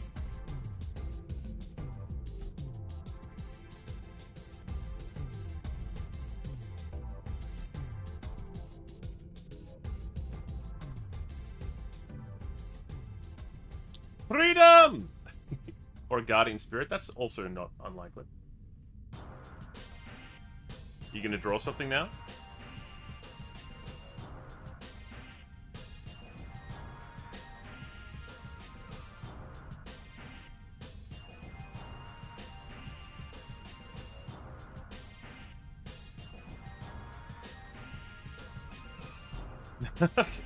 Off you go then.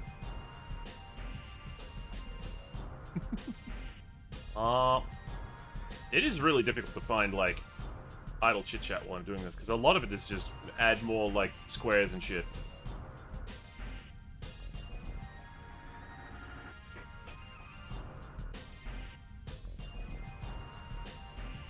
Let's try to add some bits and pieces.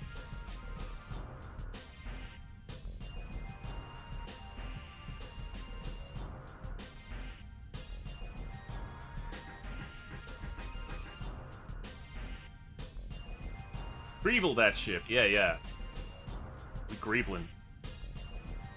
Greeblin with the goblins. Sent the video on the server. Oh, did you edit it?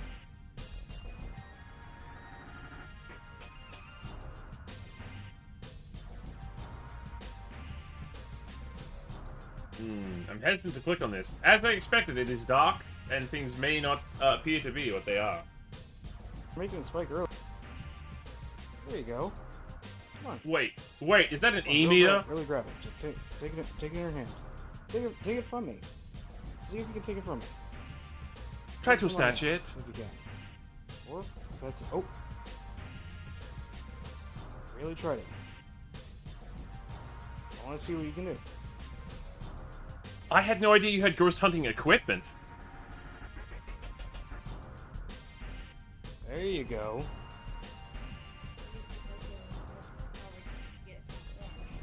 It got it to orange. Yeah, but it doesn't have the power to stay, keep it up. Yeah. Only Oh. just passing by. Okay.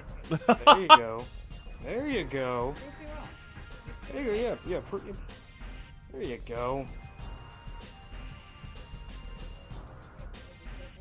Intriguing. Oh fuck. Ooh, what was that? Oh fuck. It went out of focus for a second there. Dude, just fucking touch my finger. Ah. There's a whole paper on ghost hunting science, and I hate it now specifically because it's not backed by science. Everything is indeed a pseudoscience. Whoa! Scream Puff Art! Rating with a party of 7. Hello, welcome on in. It's a maid raid? Maid, you did make us look. And fire!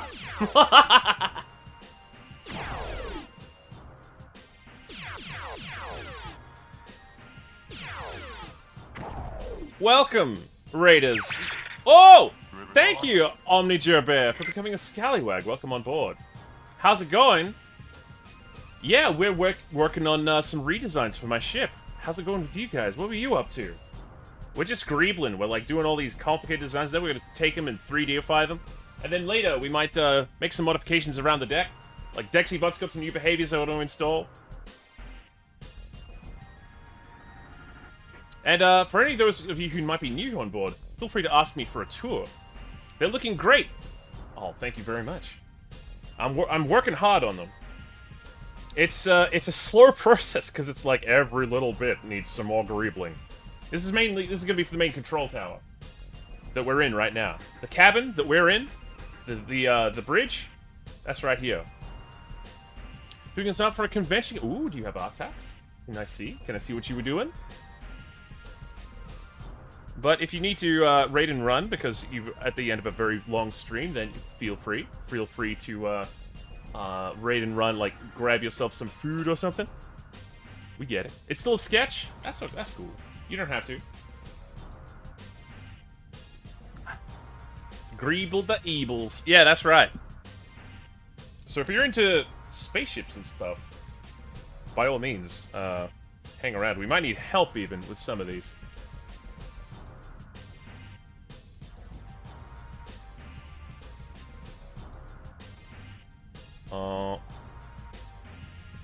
We're raiding and lurking. Awesome. Thank you very much for bringing people over. I hope you have a good lurk, and hope you take care of yourself.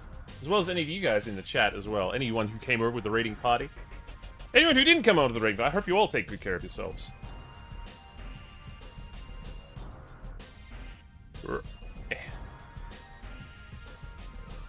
I'm not above using the ruler tool sometimes.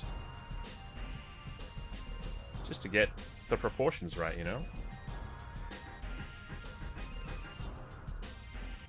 And I think I might introduce like a gradient, like an upswing right here.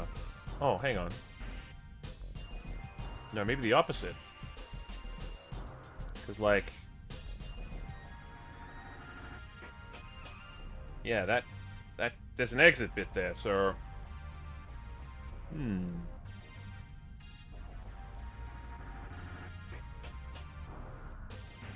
it could come up a little bit, though. Could even lower where this bit is. that come down into it?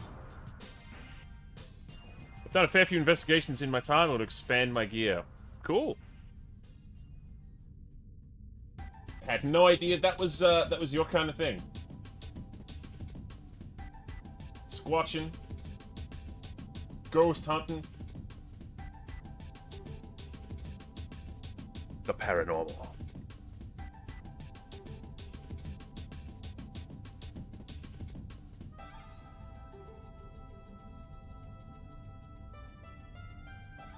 As long as, you know, no one's being harmed or taken advantage of. But that can happen in those communities. Kind of hard not to be with the amount of weird stuff that crosses my path. Yeah.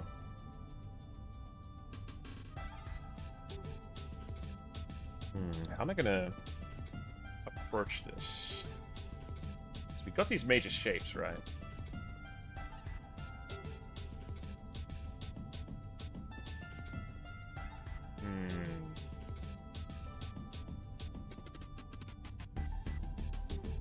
I haven't defined a shape for what's happening up here yet.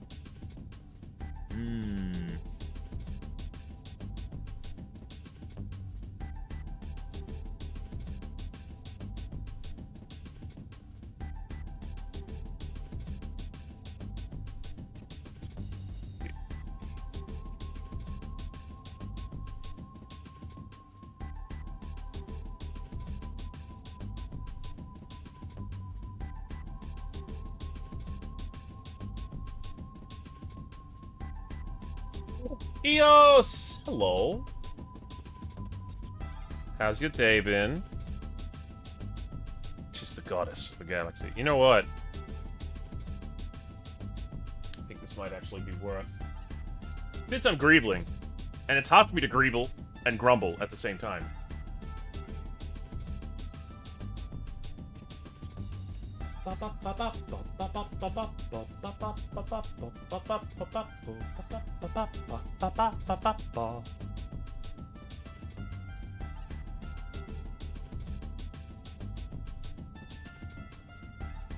It is evening for me.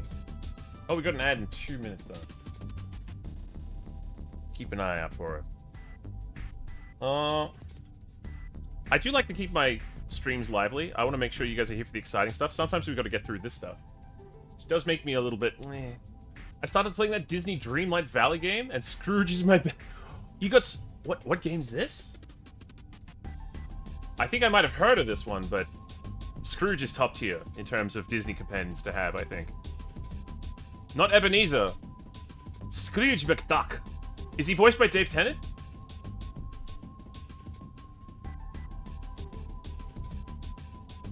It's fine, we're here for you. Oh, thank you, Tommy Toon. Sometimes you just gotta, like, work. And it can't always be the most amusing stuff. I should learn to get over that. I think you guys have proven that we can do some of that stuff together.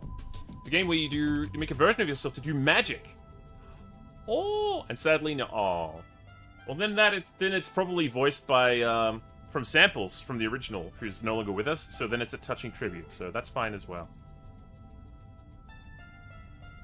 And Dave Tennant is a tricky get, I think. Well, no, maybe not. He's been in a few things, but like.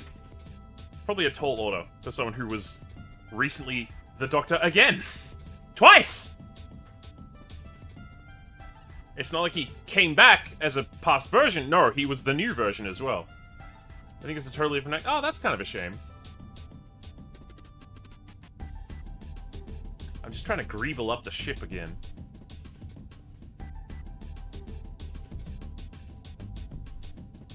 And I still need to figure out what is happening... Maybe I need to copy what I did down here and put it up there so I have better context for what I'm actually looking at.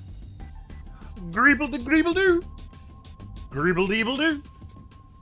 He's in an episode of Moon Girl. Oh, nice!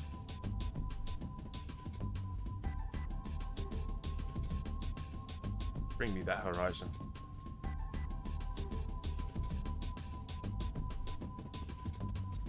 Okay. Looks good to me. They do have a character in that season that's a Sonic... Do they? I'm not surprised. You find Sonic references in cartoon media quite a lot. Because a lot of animators, what did they grow up watching, consuming? Sonic media.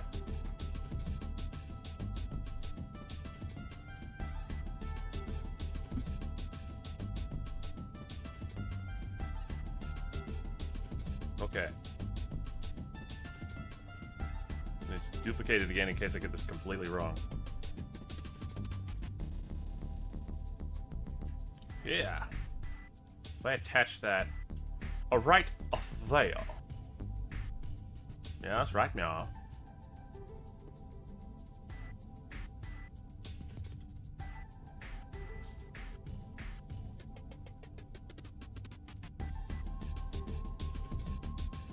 Oh. Did you guys see the Knuckles trailer? Did they put out a new trailer?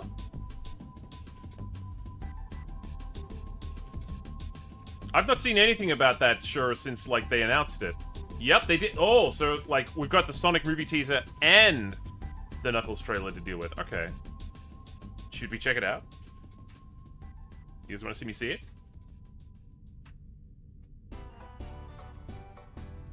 Ba-la-la-da-da-da, ba-la-la-da-da-ba-ba.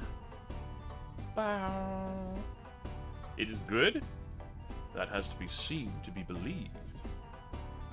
Idris Elba's in it, though, so I'm pretty... I was expecting it to be, like, decent. He's introducing the SA2 pose and takes the blue streak? Oh, come on, yeah. Okay. Alright, hang on. Knuckles trailer. Wait, they've got an ad break right now, so...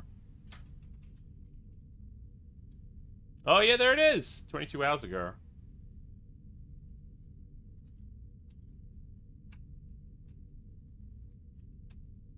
As soon as the ads are over, we'll go into it. Oh! Oh, gee! Thank you, Keeler.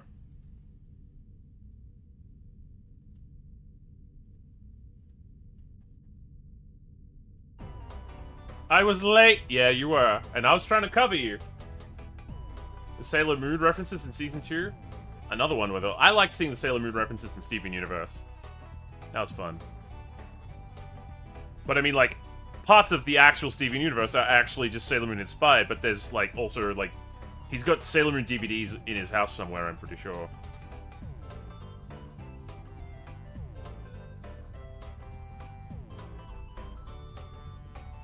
To the eloquent— No! Don't do it! You've got so much to live for.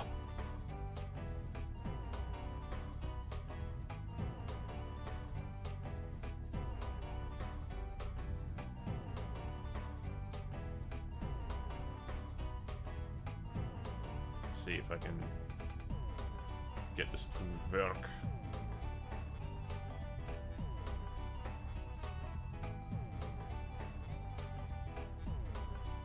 Knuckles the Kidnack. Interesting to see what they're doing, because, like, they talked about it for a long time. Is Sailor Moon DVD or manga? Yeah, yeah. Homestuck reference. I see you. I see the special interests activating, Pisces.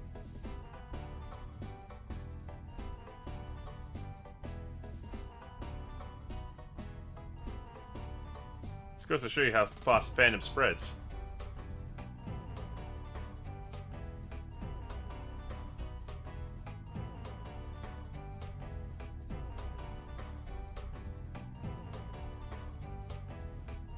This isn't going to be, like, accurate one-to-one, but it'll at least give me an idea of what am I actually working with in this area.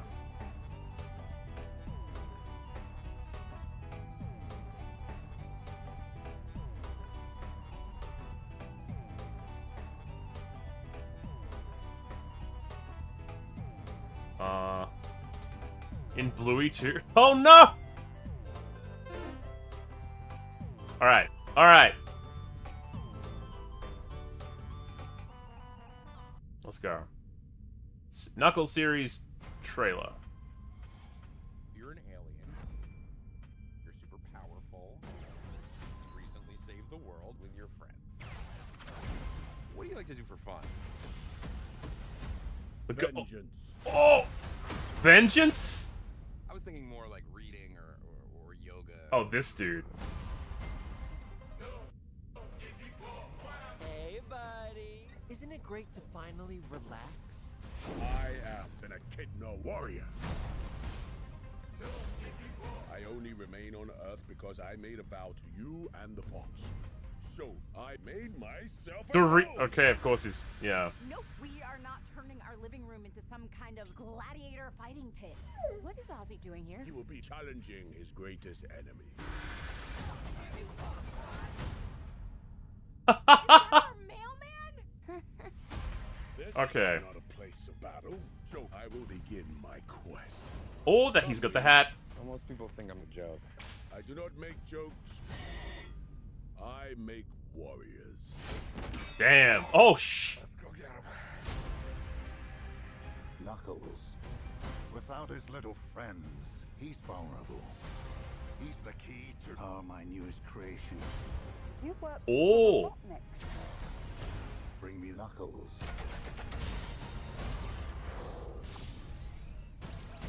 Sorry, this lane is reserved. You think you can take my power? Hmm. Look like I need your power? What are you talking about? Of course we need his power. It's the whole reason we're here. Did they have to? Oh. You're mine. I made a promise to protect this planet. I am ready. Oh, snap! Someone's about to get slapped.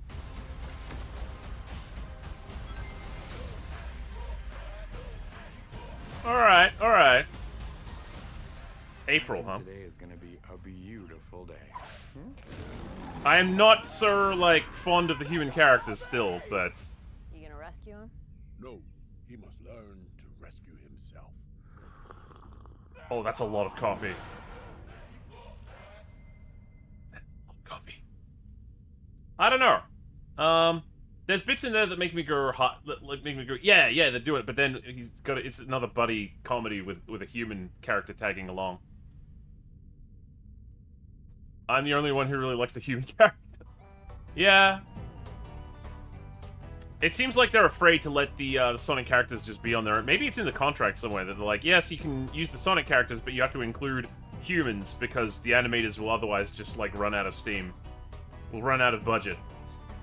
It can't be 100% CG the whole time. Which, I don't know, maybe you could do it if you did it as an animated series. But who would want to do that? Who would want to work on an animated series in the... Whew. Calm down, Ben. It's okay. But yeah, I'll be checking it out. So Paramount Plus as a whole makes me kind of go... "Mm." I really have to get another streaming service?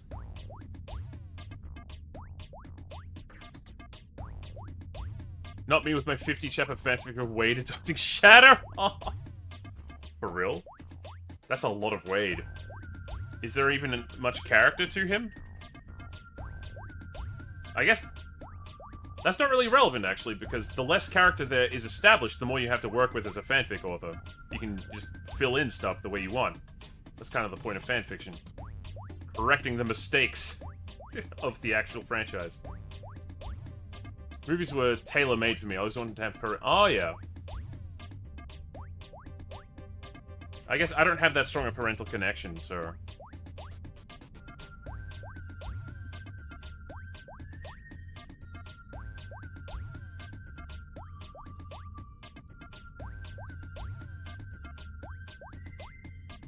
I don't know, that's why yep. Make a sense. That make a sense. I like that they have friends, but, a lot of it was like...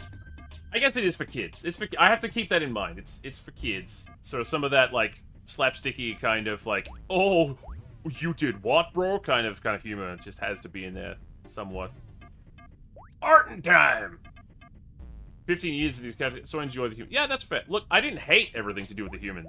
I just noticed that, like, for a character who's as typically independent as Knuckles, for him to take on someone like that is like, hang on. How many, like, human character with a CG character road trips are going to be in this franchise? At least, like, in Knuckles' case, it seems like he's like, no, you're coming with me, and we gonna work out, okay? Like, Knuckles has something to teach the human. I like that dynamic. That at least changes it up a bit.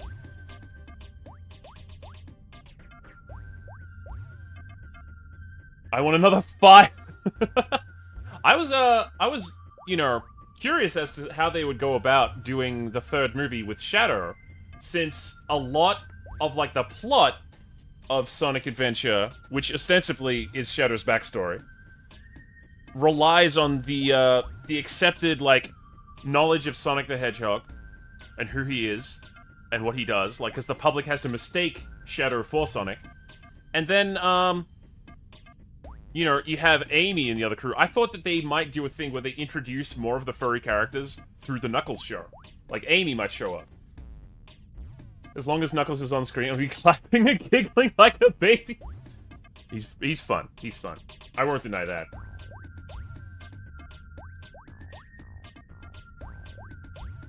On the whole, exciting, yes. Especially some of the, like, some of the little references are very cute. Yeah, give me my girl Amy! Yeah. They might be afraid to do Amy, though, because, you know, Amy, the original characterization is very one-note, and they might be afraid to, like, introduce that to the dynamic that they've got already. And it's another CG character to figure out. I'm gonna be real, not having Amy there has been my biggest oh, snap! Not an Amy fan, then, wow. But, like, hang on. Wait a second. If I know anything about, hey, wait. I just, some stuff just came together in my head. Look what they did with DuckTales. Yeah, true.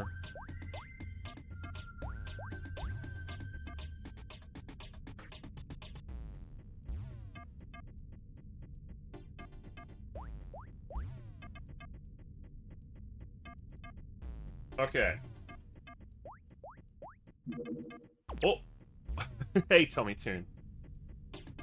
No, with how good Webby is. Oh, yeah. Webby was real good. So... this is the scene, spoiler warning, from Sonic Adventure.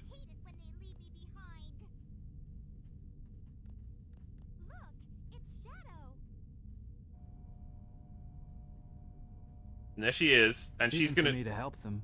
Besides, there's no way to save anyone. There has to be. So this is that moment the Shadow needs to have for his character event to kind of make sense. Also, this is gonna be a Hollywood movie featuring child death, maybe. So in this version, it's Amy, right? Who reminds Shadow of Maria. They always have a... But then in the Sonic X version...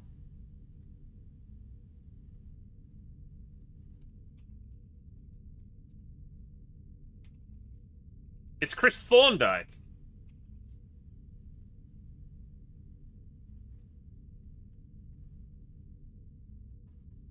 Yeah, here we go. Oh wait, this is like confronting him. Maddie can fulfill that role?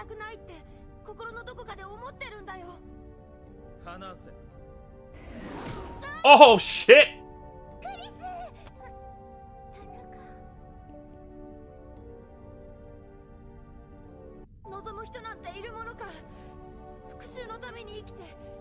So then, is this gonna be James Masters in the new one? Bro got body. Now we're gonna have 3 versions of this scene, each with different characters every time.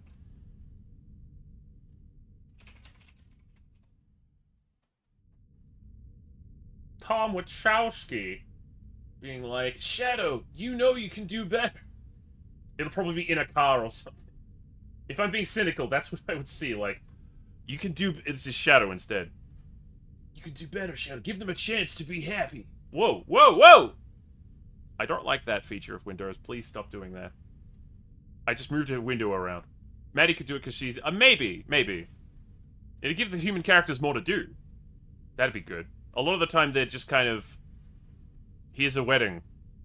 And that wedding sequence was funny! And they brought it back into the plot. They did dovetail it, but a lot of the time it's like, I'm just waiting for my characters to show up again.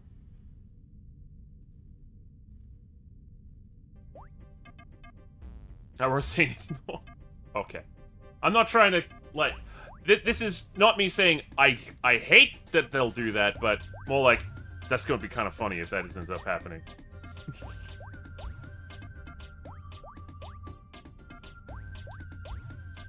Okay. Because then I could do, like... It could be Medi.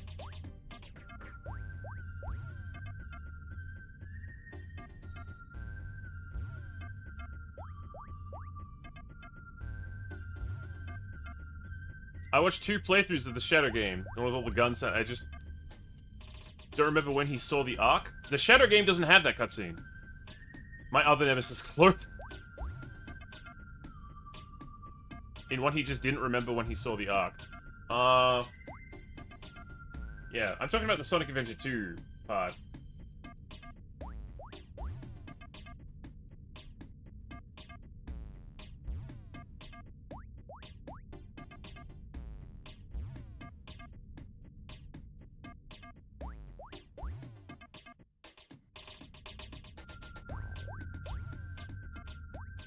Where am I going back to? Okay. Yeah, it'll be interesting to see what happens next. But my point was, I was like, yo, are they gonna load up on other, like, the rest of the cast or, like, the wider universe in the Knuckles series so they can have more, happening in their Sonic Adventure 2 adaptation, which it kind of is. But it doesn't look like they're doing that. It looks like we're going ahead with, 3 characters and Shadow will be the 4th.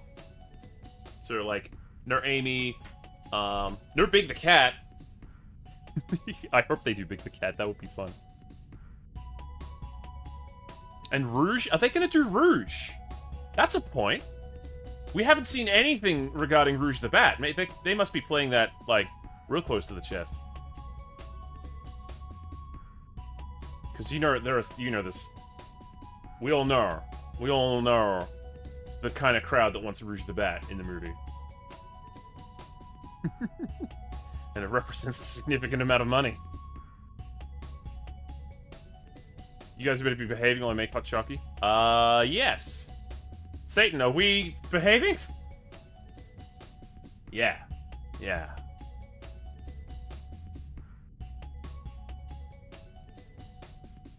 Ba ba ba ba ba ba ba ba ba ba ba.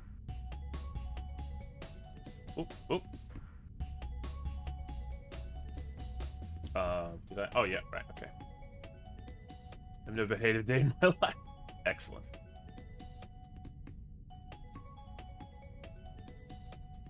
I aim to misbehave.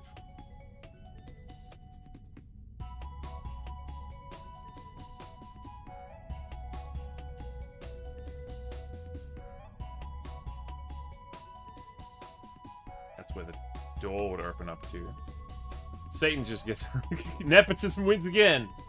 But pirates offer... Exactly. Exactly.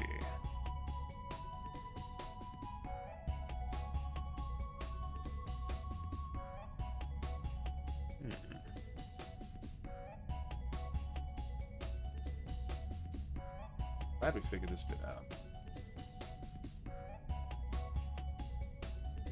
It sure does.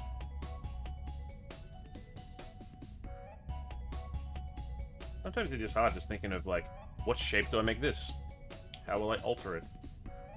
Is there a reason to alter it, really?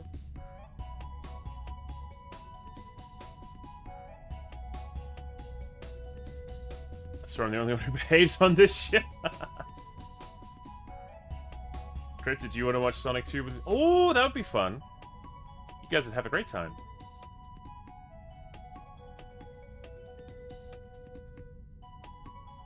Yeah, they did a great job with Webbergale on the DuckTales reboot, so stands to figure if they were to bring Amy in, that it would not be like Amy as we know her. It would be hopefully a newer, like, version of the character. Something beyond girl. Everything that everyone else is already doing but girl.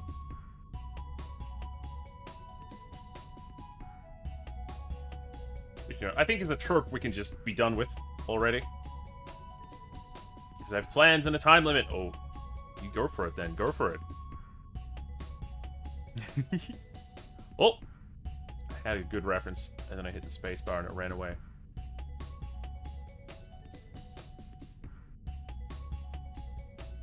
Where was it? Aha! There we go.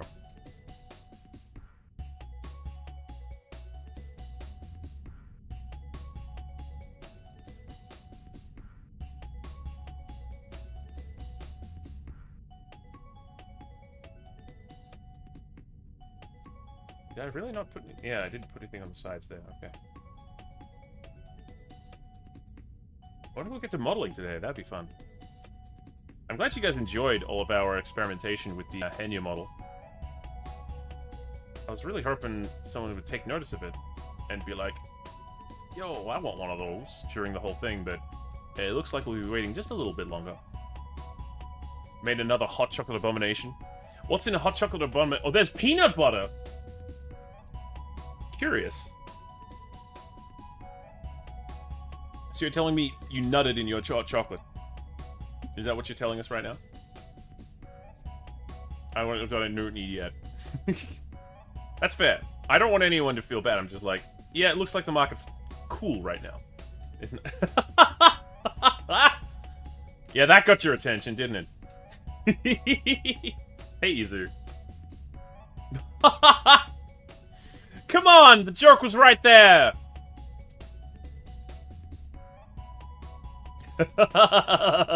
Banning... You can't ban me from my own stream. Nut. That's not fair. So I DM'd it to... Come up with a marvelous new invention. Mutiny!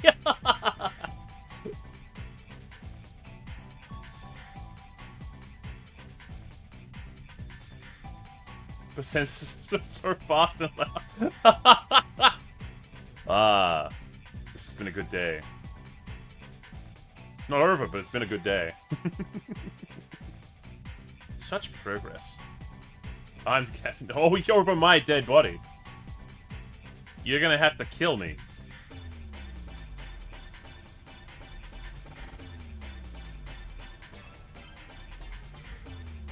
I nominate Eros' cat. Eros has got her own ship! How do you feel about this, Eros? I'm being mutinied on.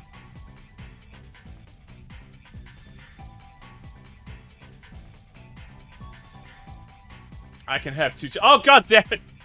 Well, Commodore Eros. Thank you very much for the backup! Well, shoot, I can't fight a god. A space pirate, maybe. Are you sure about that? Are you sure about that?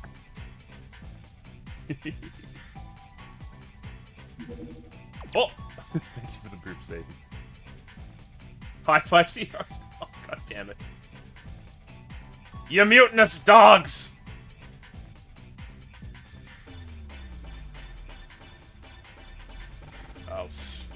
I'll show you one day. But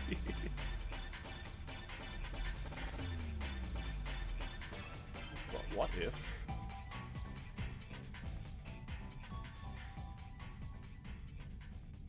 Ooh, that's not bad. Yeah. Can't be pirates without a little mutiny. Just a little mutiny. Think of it as a really nice tribute to your local space goddess. I can think of other things we could tribute. I didn't realize we're on a tithe system. Do we get, like, bonus... Do we get stat bonuses for delivering tributes to the space goddess? And if so, which kinds of stats do you boost?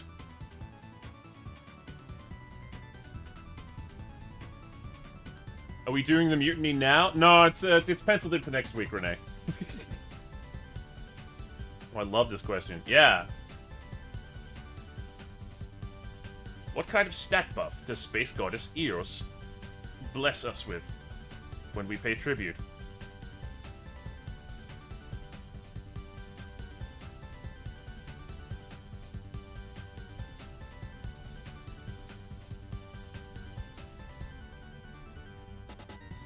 But I have a dentist appointment next week. Well, make it like so you gain more experience, you can level up faster. Hey! Hell yeah, then I'm definitely gonna send you a tribute. What does one get for the goddess with everything?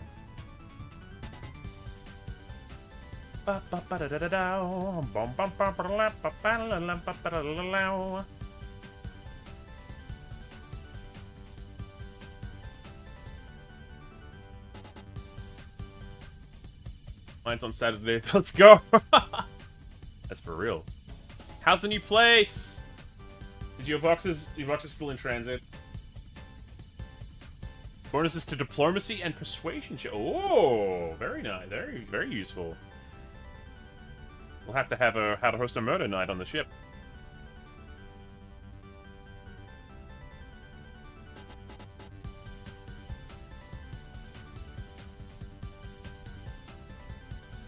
The murder of space pirate Fenrir.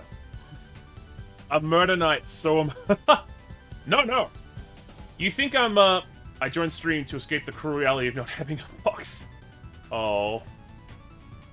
No box? Boxless. Murder mystery night. Yeah, you think I'm making a model of the Lykos so that we can, you know, sit and, like, look at it from this unit? No, it's going to go into VR chat. That's part of the point.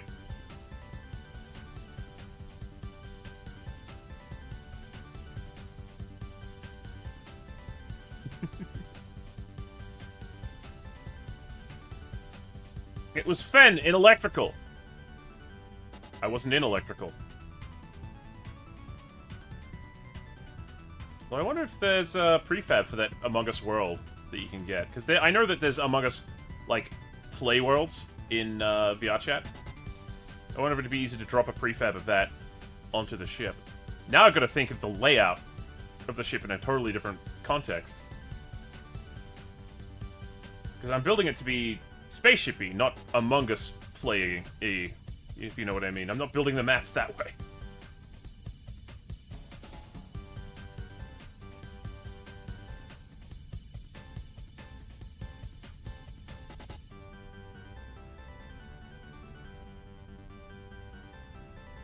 Thus.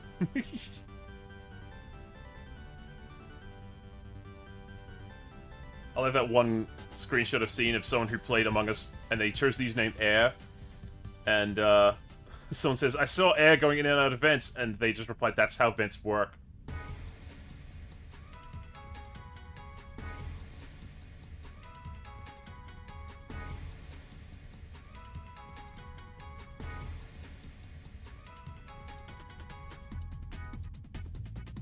Love it.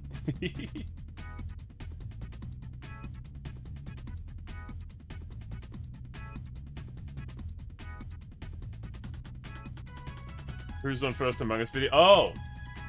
They did one of those?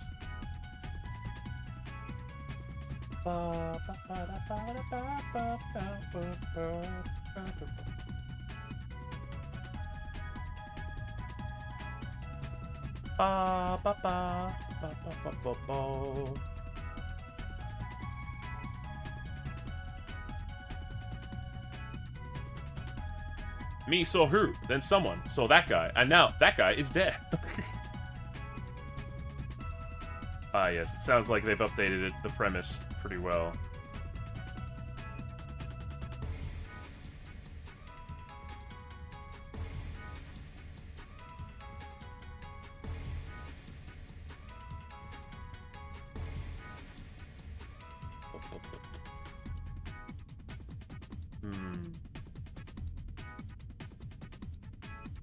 I'm getting the perspective wrong here. So I'm using a lot of curved surfaces. I should watch out for that. I think if I can make this main part here work better, then I'll be in good shape.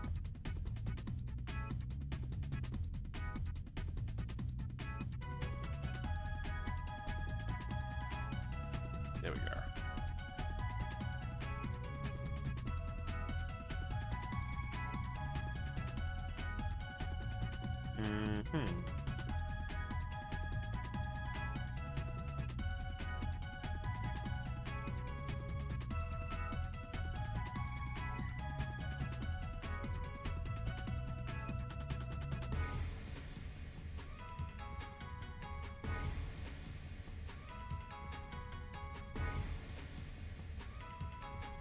Let's put up the front there.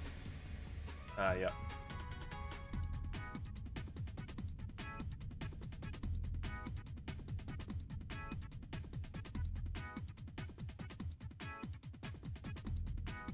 There we go. Is that gonna translate?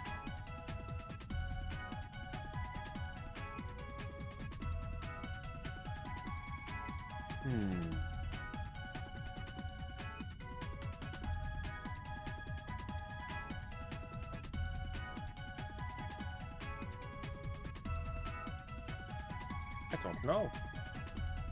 I just don't know.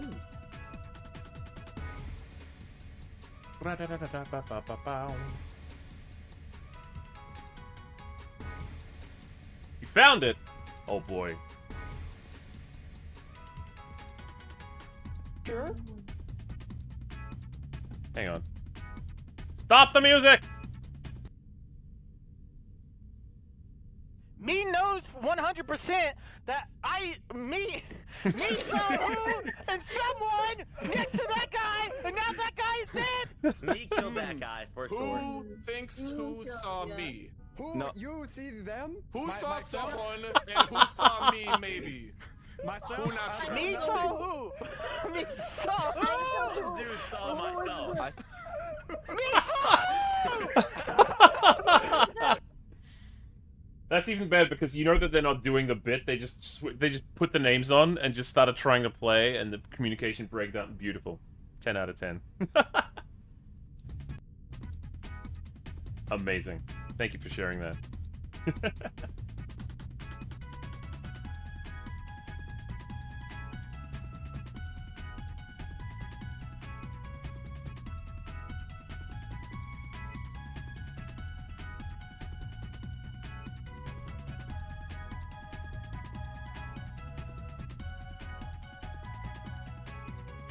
There's a whole video on YouTube. That was just a clip, but it's such a good clip. Yeah, that... yeah. It looks like they were, that was kind of the peak of the confusion.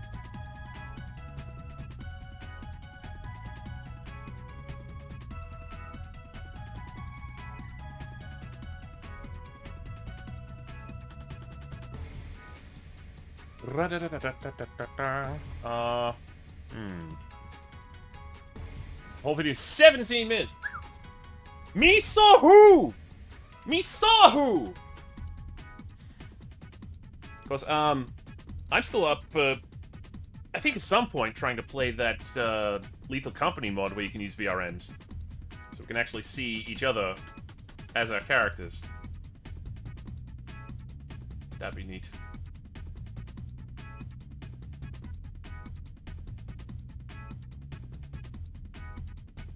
Perhaps you could combine Lethal Company and Who's on Among Us.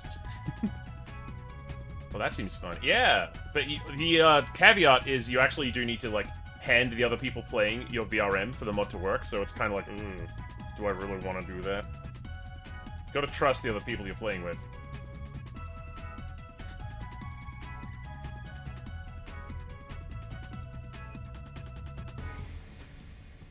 Speaking of characters, Finn, I'm talking to some to make my logo. Ooh, nice!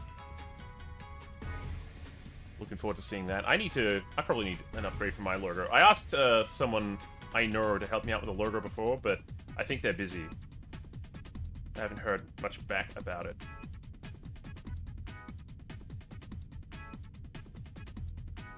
So it might be time for me to go looking again. Something else I need to do. Yeah. Need a VRM first. You can make a V-Roid in like, you know, an hour or two, tops. Or in like 10 minutes if you're really not that fuzzy.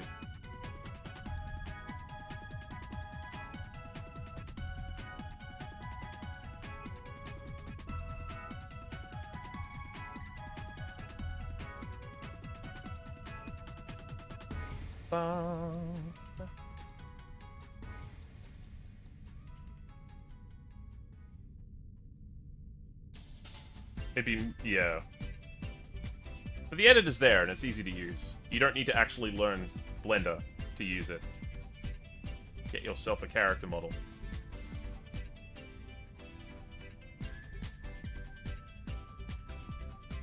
Just spitball ideas for a logo for you then? Oh, it's got to be the Splatoon font. In some form, right? I feel like Pisces branding kind of makes itself. Just because of the nature of their, like, interests in their content.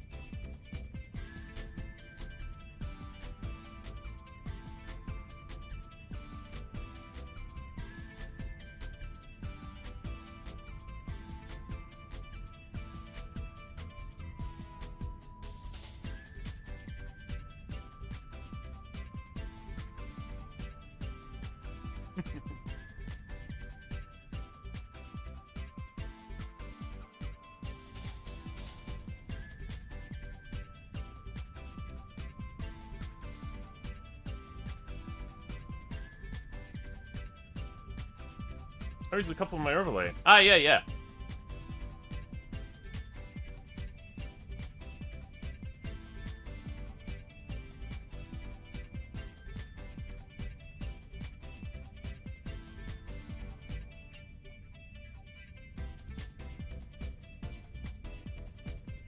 Trying to get these greebling correct. I'm not even sure what this is meant to be in the context I'm looking at it.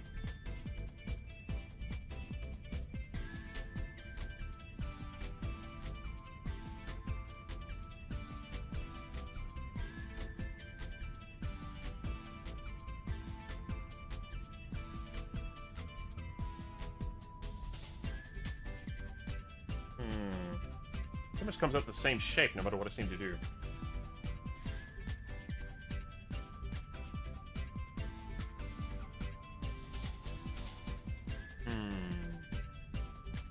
I'm running low on ideas. I need to look at a different piece, maybe.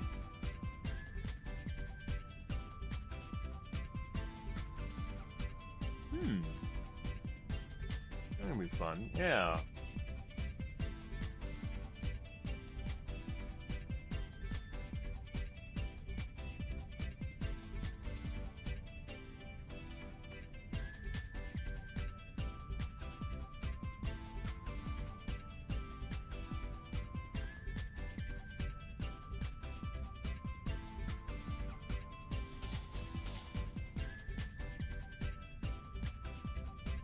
One thing at a time, though. PNG first. That's something I'm wanting to work on. Okay.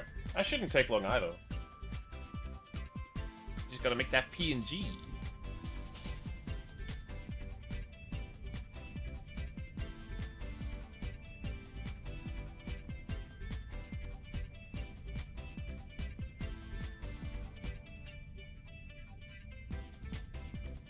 There we go. That's kind of visually interesting. Have a concave, like, sort of window thing there. Yeah! An M. Yeah, nice.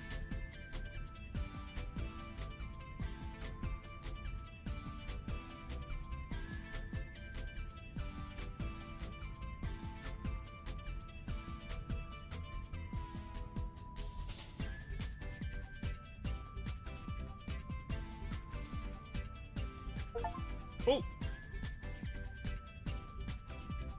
Someone our family share with stopped playing games.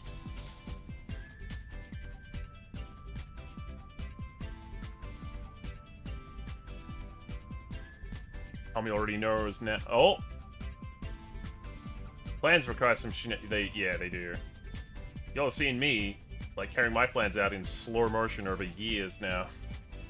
I wanted it all to be done the first year. No, dude. I'm considering a veer with myself. I'm gonna upgrade my RAM. Ah. Hardware issue, huh?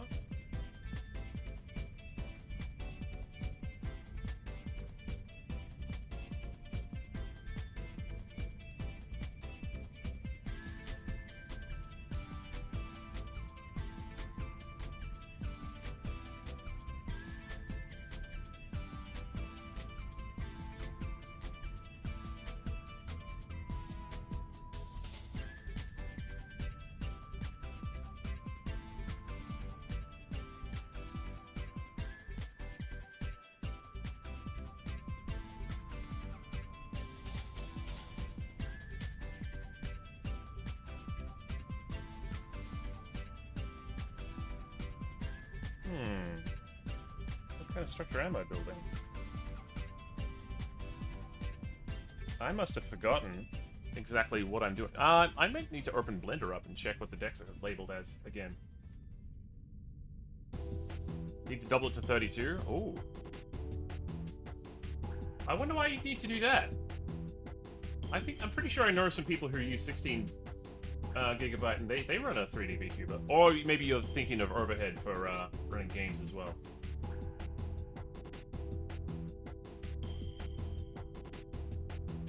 Very nervous about the prospect of upgrades because my local technology is not the best.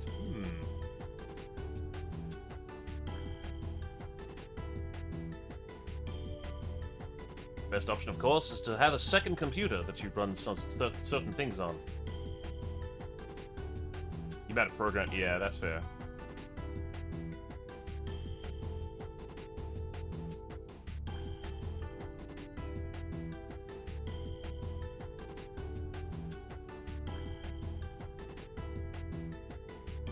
With the Switch, I can stream fine, but when I try to stream Warcraft, it struggles. Yeah.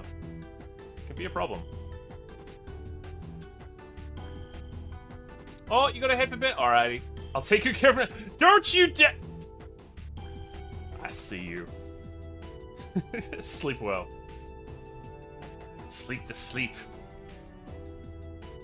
of someone who slept for 1,000 years, maybe.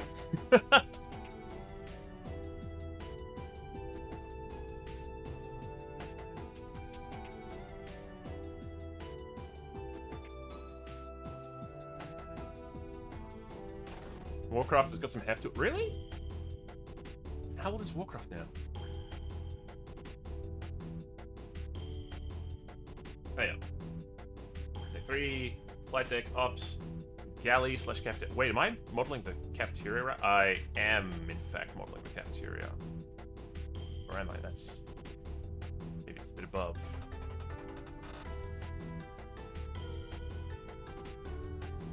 Making a fan comic where Fenrir is indebted to Eros, and his name's Fenrir, the captain of his own ship, but secretly flying under... Whoa! Gotta take control of that law before he takes control of you.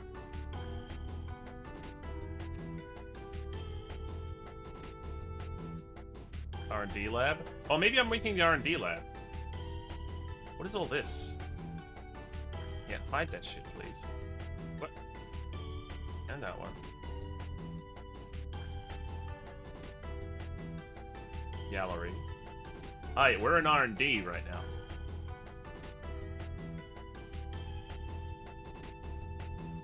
You need it? WoW's gonna be 20 this... Oh, jeez. It can... One more year and it can legally drink. In America. You can drink here. Well, in space, I don't think there's any international laws. But, on my planet, you can drink when you turn 18. Which is probably, you know, when I thought, oh, this isn't actually that fun.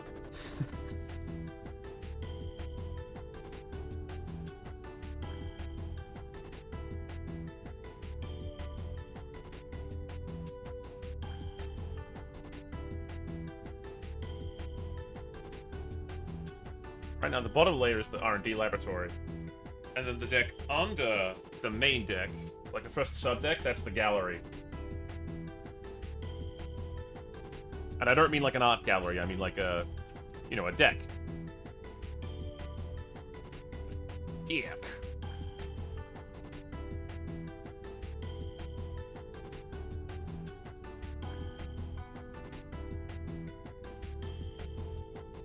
So, come up to the lab.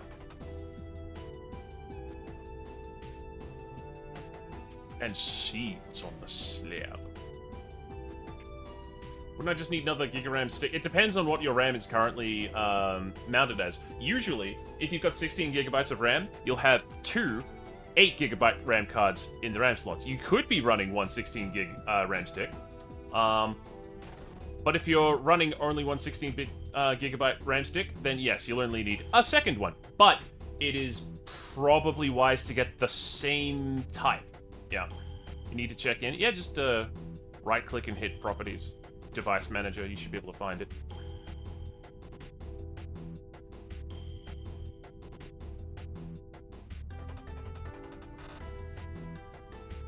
Okay, so if this here is the galley, then I need to actually, like, make it a little more hospitable. I thought this... Wait, did I get it wrong? Yeah, what the heck is this? Oh, right, that's, yeah, that's flight control. Right, I'll do that after work. Cool. It is actually really useful knowing the functions of each deck, because then I can take that into account with the design.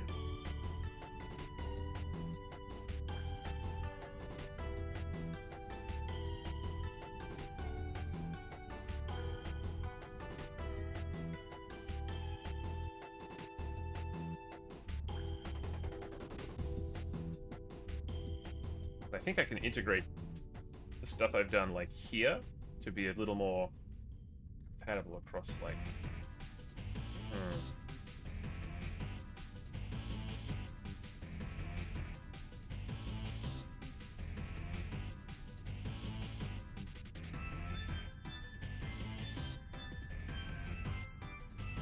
Since it's the R&D lab, they'll probably need a big entrance for, like, moving their projects about. They'll probably be connected to the hangar as well, but you never have too much access to the hangar or the R&D lab. I suppose in our context, that would probably be where we do a lot of our programming. That'd be... Oh, if I had, like, a shortcut to the R&D lab, I could go down there anytime we're testing new tech. And that way, when you guys check out the thumbnail, you'll know exactly what to expect from that stream. Back to the lab again.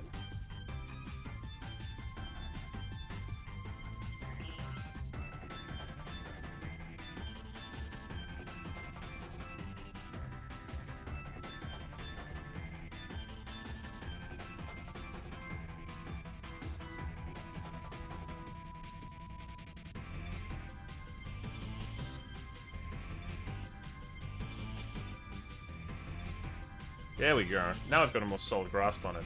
I can't believe it was that easy. Like, I just need to be like, what's the point of this room? And now, bam, got it. Why does my brain work like that? Why do I need to know these logical underpinnings before I can move? Does anyone else get that?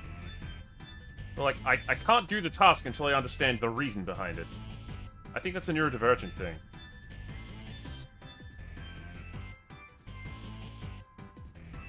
Yeah. I don't know if it could be a basic behavioral trait, but I feel like it also comes from people being ambiguous with their words when they expect you to know better. You're like, no, you should have done it like this. Well, why didn't you say to do it like that? Well, any idiot would have known. I didn't. That's assuming a lot. That's assuming I was paying attention all those other times when I wasn't. It needs purpose. Yeah, if I understand the purpose, I'll be like, right, it's very important we follow that rule. But if they just say because I say so, I'll be like, so it's a power play. It's one of those games you typical guys like to play. Because I don't play with that, so I'm just gonna do my own thing.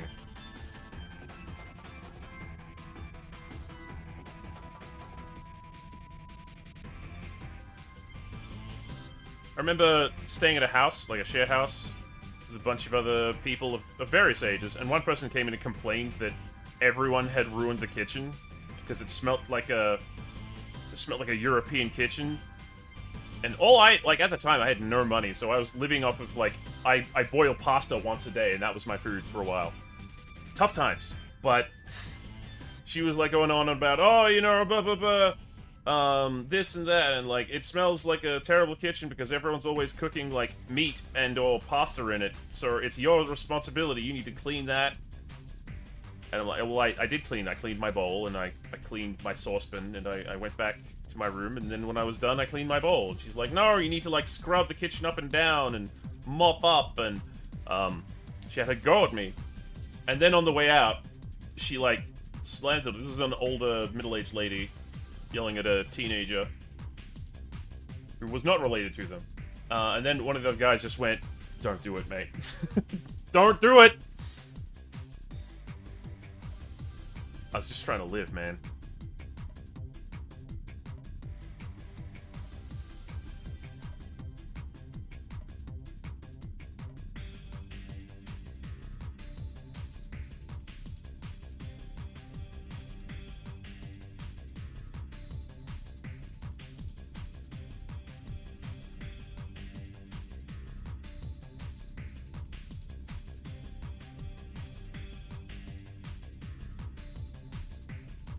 You'll meet some interesting characters when you live that lifestyle.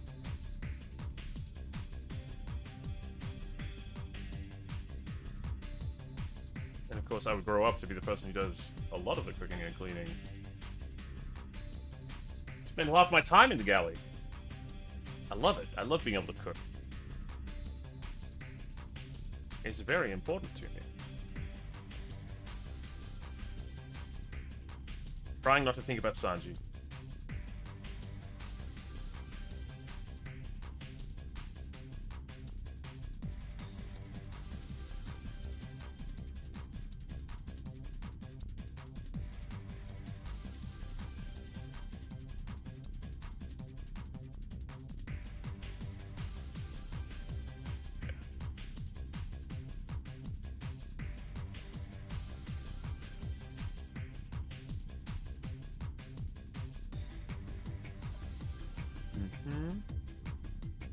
I worry sometimes, like, with storytelling, because, you know, I'm missing a lot of those experiences that could be said to be, you know, basic, relatable, you know, the average lifestyle kind of stuff. A lot of it's either missing, skewed, or, like, happened out of sequence for me. So I worry sometimes, like, am I going to be able to write stuff that people relate to? And still, like, maintain my own voice. Because I got a lot of that stuff in there that's just like, oh, most people expect this. Well, in my case, it wasn't like that. But I could try and write it like that. It wouldn't be honest, but I could try. It worried me for a bit, but then I realized there's writing themes that transcend that kind of thing. There's writing themes that are just so universal that they touch every human being. And if you can write like that, then you got something.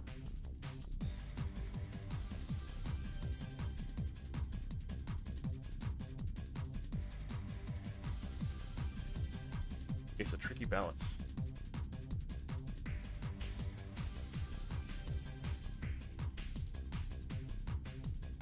Sure seem to have found a lot of you guys there. And I'm very grateful. Every day is a new adventure. Thing is, too, most people experience this. Doesn't mean that some people, that may be important, if not even more important, but they don't tell you that. That's true. I think the secret probably lies somewhere in between. Like, you want to make sure that your experiences, or the things that you write about, are interesting. So they can't be too samey, but they've also got to be relatable. And relatability, man, if you could define that, a lot more people would probably find writing easier. There's formulas they talk about, but you can't really start writing a character with formulas in mind, or you end up with just a tropey mess. That's how Man of Action seems to write. And I'm very tired of tropey messes.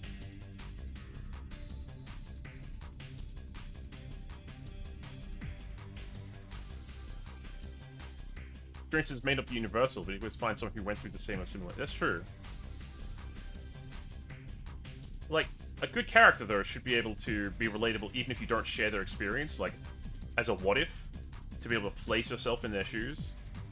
I think that's probably more of a, like, how you, like, the intricacies of how you actually present the situation to the audience. Here's me trying to write trans people so fucking... Oh, yeah. I am terrified of stuff like that. Like, I want to be able to represent, but I'm not trans. So, like, I'm not saying I'm not going to do it, but the idea of writing and getting it wrong is why, like, I try to shut up and pay attention as much as I can when I meet or talk to trans people and they talk about their experiences. So that I can get it, you know, I don't have, it doesn't have to be my cross to bear, but at least I need to know what is happening. Because it's not for me to write a narrative where trans is the theme, or the central focus, but representation, yeah, that should be.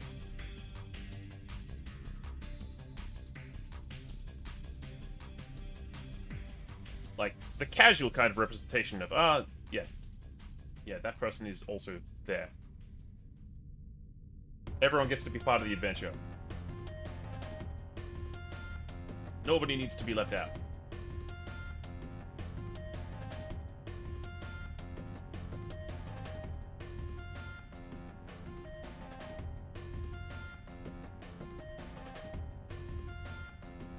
Because who wants to be left out of the adventure?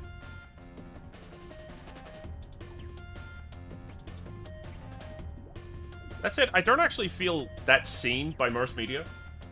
Or at least I haven't been for a long time. Like, there's specific few pieces of media where I go, oh, they get my experience. And there's a lot where it's like, you think this of me? Alright, fine. It's tricky. Funnily enough, Lykos from Beastars was like, oh snap, I feel seen. I'm not even kidding. I'm not making a wolf joke. It's like, you know, being a very tall person, people look at you differently. People treat you differently. People have expectations.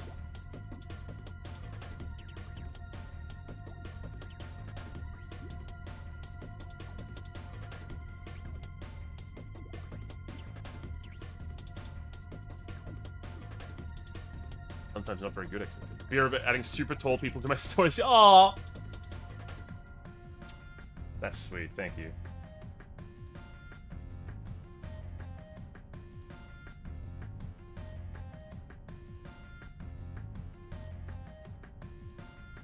So wait, one time, I was in the supermarket with a girl I was seeing.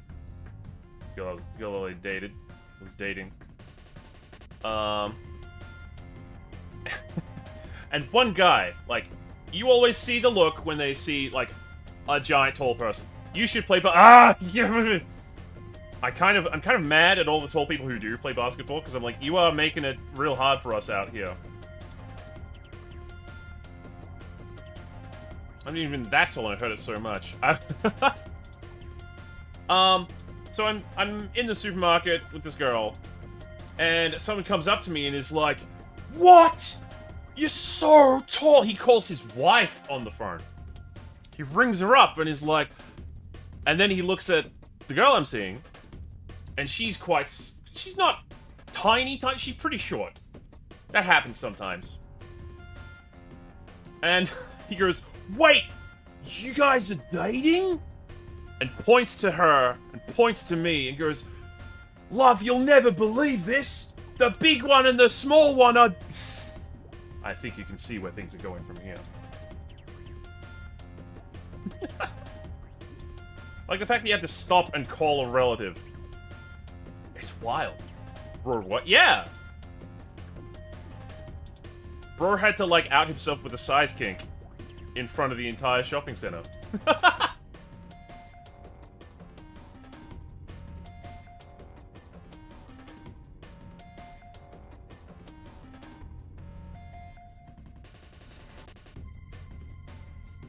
The audacity, right? But, you know, I'm not exclusive to the smalls. They may bring me the large women, and the small women, then the large women again, then the most beautiful, all of the Amazons. And Never thought I'd die this way, but I'd always hoped. I'm a previous partner, and I had like a 10-inch differences, so I gotta go for a higher and see. Oh, yeah. Not to turn adult, but I bet Cyber difference fans love. There have been comments made, yes. I'm not opposed, in theory. Just like not with a random dude talking to his wife in front of my grocery shopping. That's all. And that could get low-key annoying. That's probably the most brazen anyone's been about it, honestly.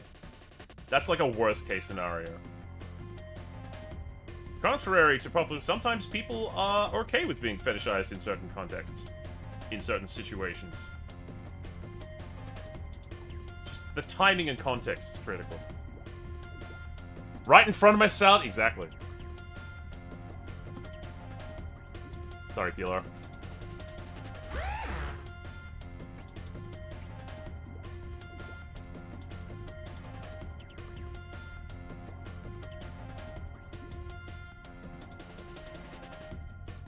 Been the awkward question from strangers, then yeah. Not that you're okay with it. Yeah, well, like, it's more like if there's a partner that I have who's into that kind of, like, into exploring aspects of that with me, I'm like, that's cool. But not, you know, Baz over at the supermarket with his phone on. That's just weird. I felt like he wanted to be the crocodile hunter, and he just found a big one. I typoed it again? Yeah. That's okay, I got it. Ba, ba, ba, ba, ba.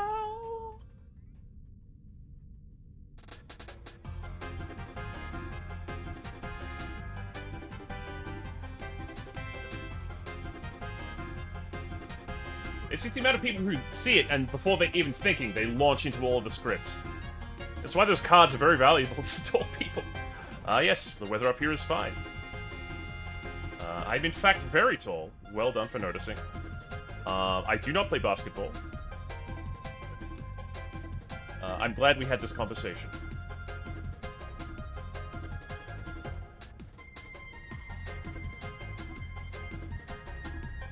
I think the thing that I feel the most incented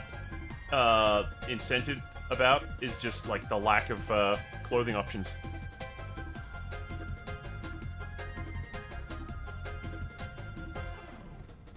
It costs like 5 times as much to get the slightest drip. Ah, yes, the cards. The cards will tell.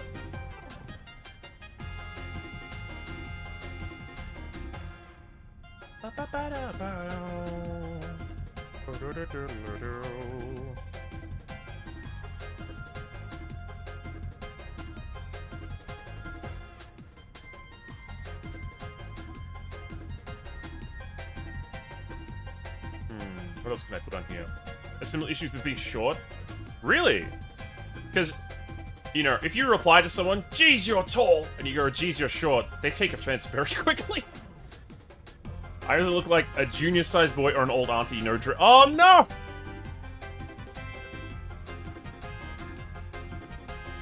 From the tall to the small, I feel your pain. I do.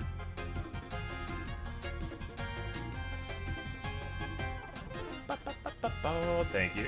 Thank you.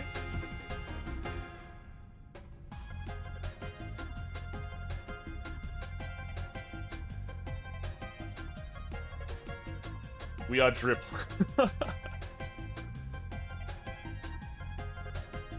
And then VTubing came along and fixed all of that.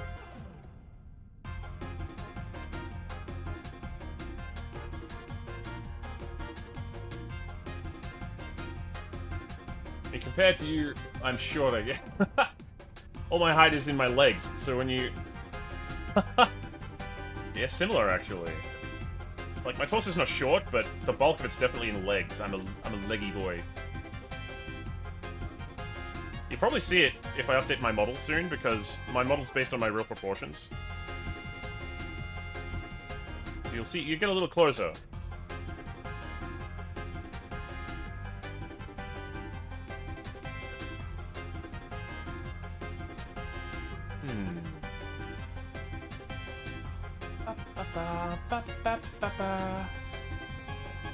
Fenrir Tollboy, yeah. I've been joking about how much sail.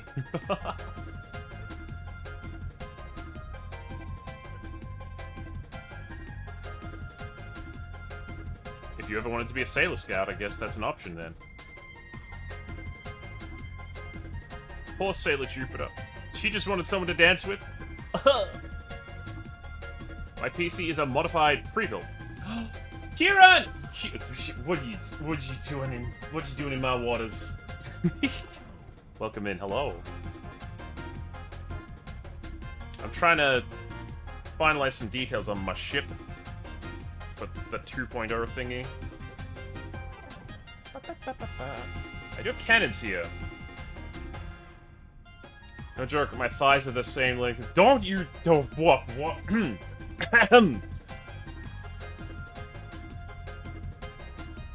I'm not gonna say it. I'm not gonna say anything.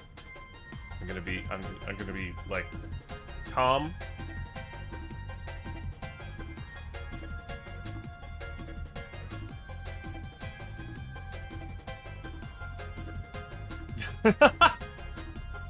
I said I was gonna be good, okay?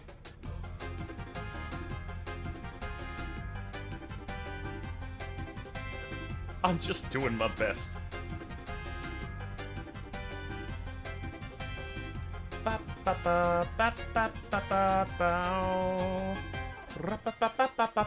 Preemptive bonk. Okay, okay. So if I get scrungly, you'll have a bonk of opportunity. Those are the rules, right?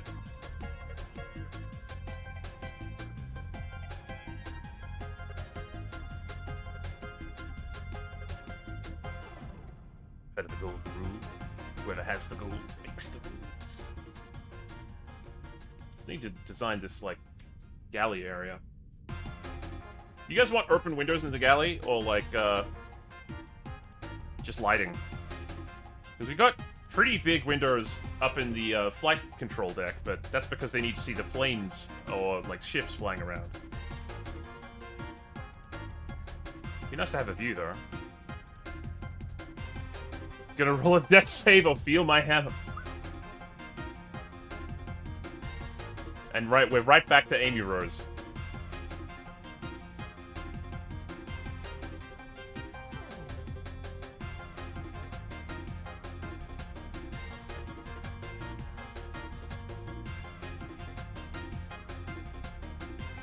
Pico, hammer.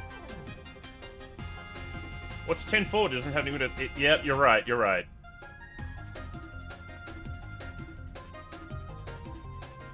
Maybe I should take some notes from 10 forward. Come to Quacks. Quacks is fun. Come to Quacks. Don't walk. Run!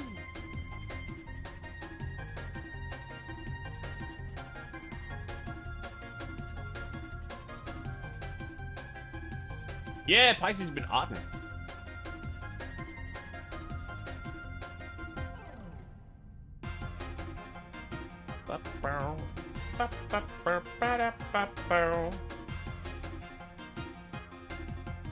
Windows lets you see into space, but if you tap a switch, it can see into a scene or your... Ooh, nice, nice. Could make a primarily window then, I guess. Oh.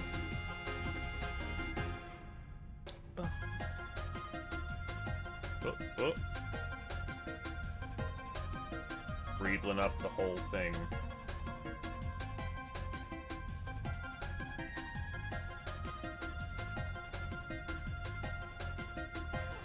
If I get this right, if I get the... Oh! Cheetah Man! Thank you for the snoot group.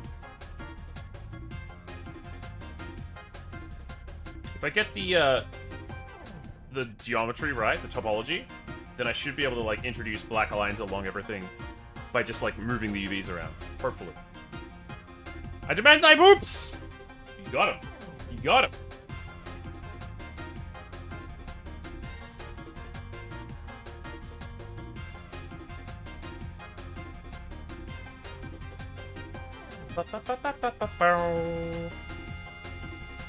How's it going, fam? Yeah, good. We're redesigning the ship. or at least at this point, the tower, like the control tower area. Gonna do the exterior first. And then hopefully... that'll give us enough to start doing the interior again.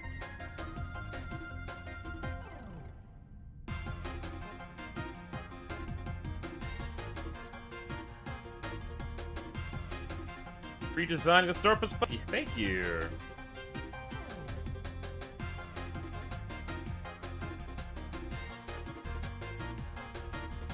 You know, it's not every day you get to make your own spaceship, right? So, gotta make it a good one.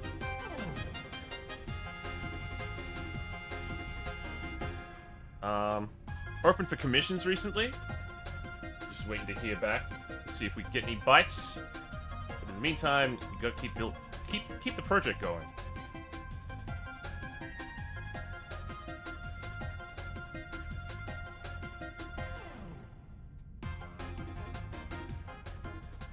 Ba ba ba ba ba ba ba. Might redesign that at some point.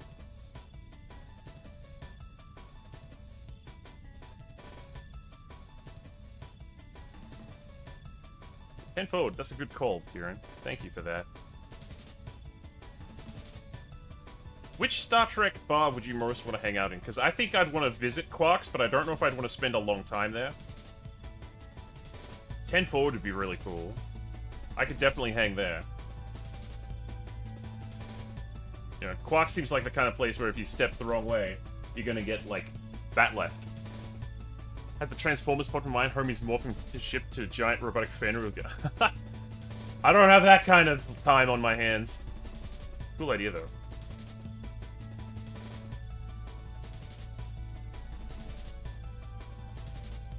Neelix's kitchen? Oh, based choice. Yeah, yeah. If you look on the manifest, you'll see that this is designated Captain's Private Galley. Oh. Oh. Poor Neelix. He tried so hard. He had a real arc. Of all the characters on that show, like, you think of him, you remember the character, and you'll probably remember, like, a bit of a fuddy-duddy who's always, like, slightly over-friendly and kind of a dork, but he was, like, a legit criminal scavenger.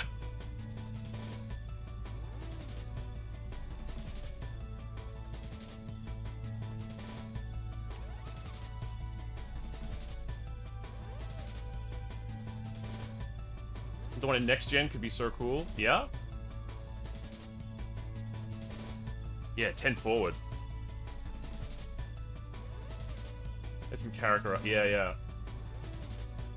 When they were allowed to have character arcs, that is. We all know Voyager was a show with a lot of executive oversight where it probably would have done a little better if they just, like, let them do their thing.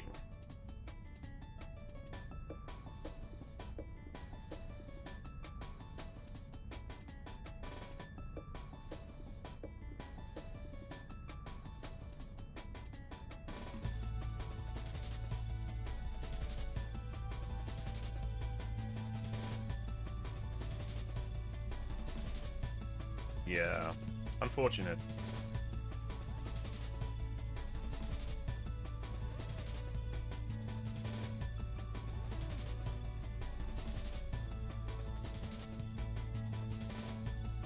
Hot take, DS9 is the only TNG series that has a proper ending. I won't change your mind, because I can't.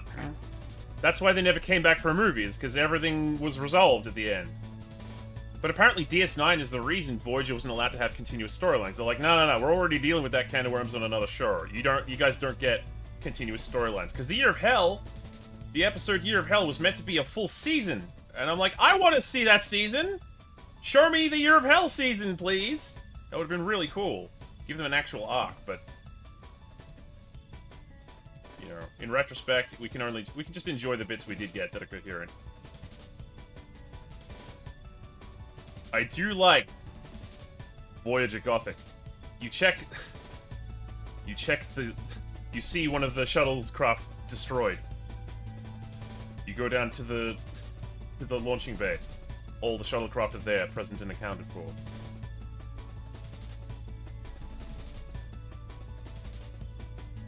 But even though it was set up perfectly, yeah, because it was a long journey. And they kind of got away with it because there are, like, bits where they acknowledge the longer journey, but the network really wanted it to be episodic. I second Neelix's kitchen. Complete with his sense of fashion.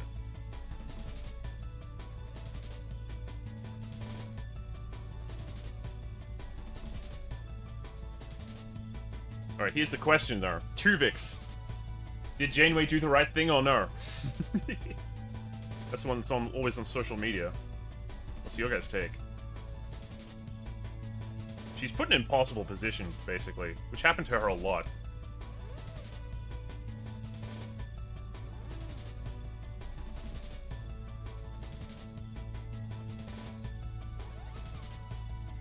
There's this outlaw bar in Lower Decks that could be... Ooh, really? Get that one.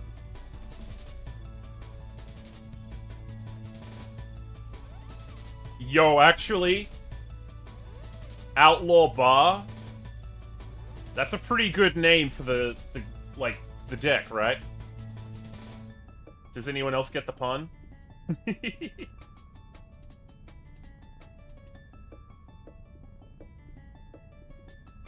Doesn't mean she didn't have the resources or backup to deal with what you face. Exactly, yeah. No Starfleet out there. We all saw what happened on the Equinox.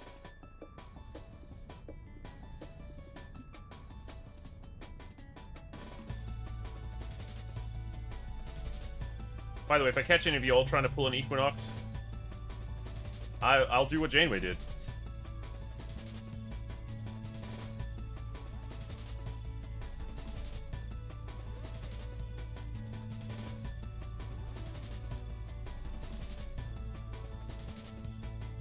Just a warning though.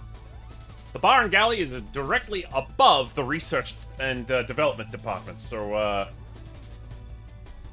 take that for what you will.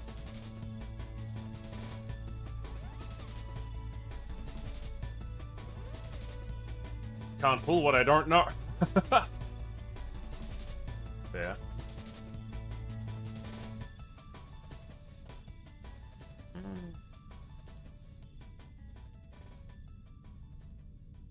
Yeah.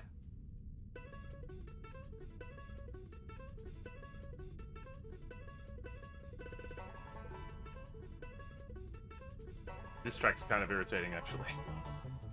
I'll leave it on for a bit. See if it starts to wear.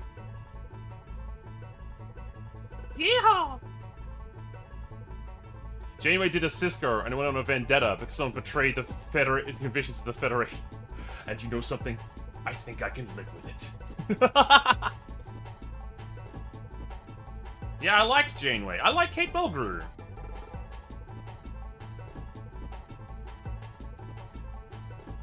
I think Sisker has to be like one of my favorites, but of course Picard represents something completely different to Sisker. Like, I like Picard. Picard is a goal to aspire to. Sisker deals with real shit. Sisker has to live in the real world with the people who aren't, you know, in a Starfleet Utopia situation, you know.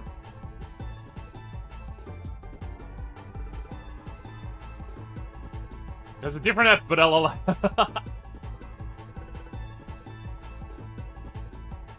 It's just a famous quote that I like doing.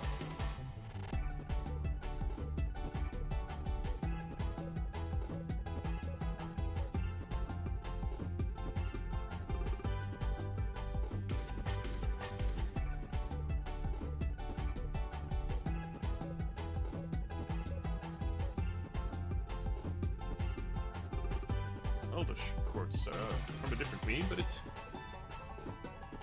She didn't run an all-Starfleet ship. Yeah, she ran a ship that was Starfleet and Marquis. By the time they got back, it was normal Marquis.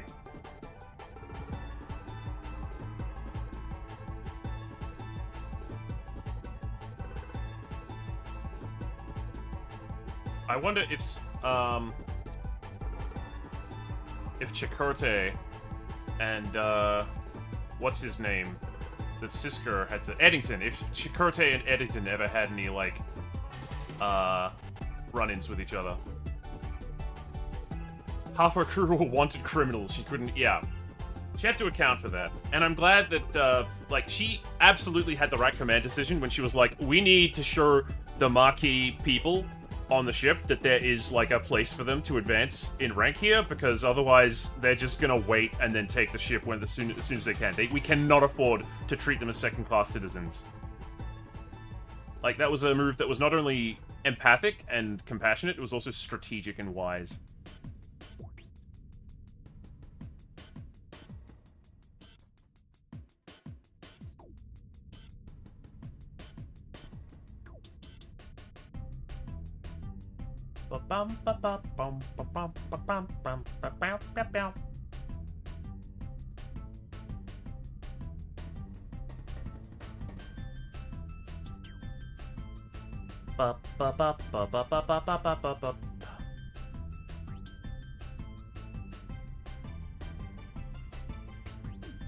Maybe I don't need that bit right there.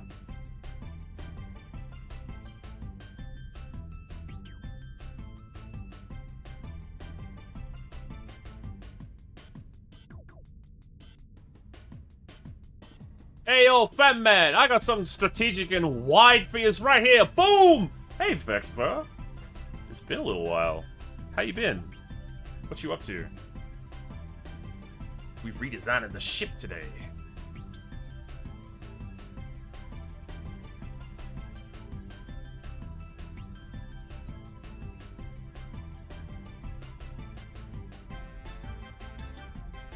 I've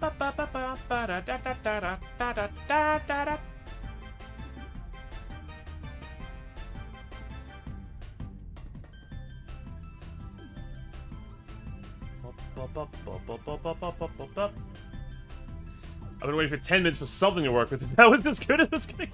Oh, I appreciate the dedication to the bit. Hanging out for 10 minutes being like, it's my time. It's my time. Soon. Soon!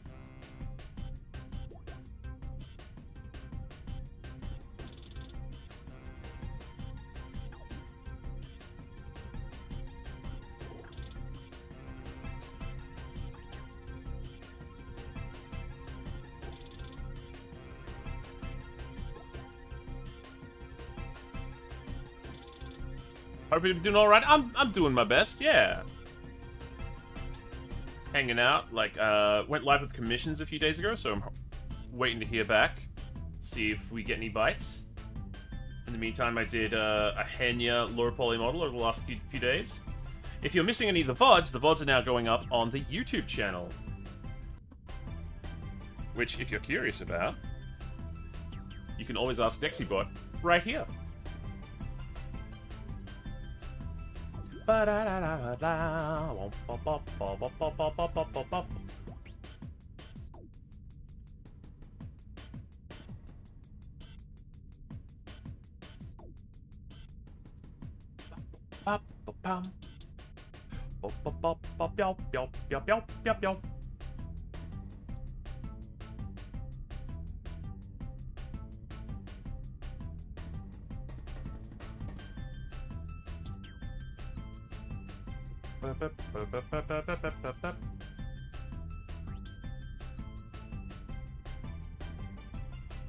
Apart from that, just, you know, trying to keep on course, trying to build a better place for the scallywags to hang out. You guys know we're gonna hang out here, right? Low poly is the term. I've just been calling them PS1 models. That also works. That also works. That's kind of how I approached it. I actually had PS1 models in my scene, and I would check them to make sure I was getting it right.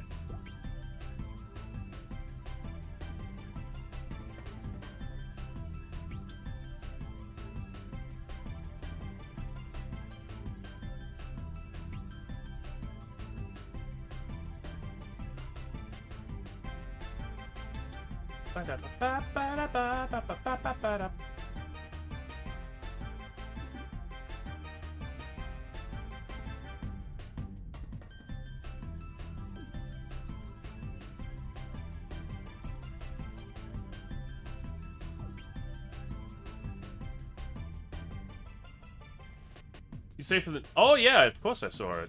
We watched it earlier on stream, actually. He's got his hat! He's got the Knuckles hat. Tell you, I need to ask Ken Penders a question about that hat one day. Did Ken Penders invent the hat? No, he did not. That's kind of the mystery, actually.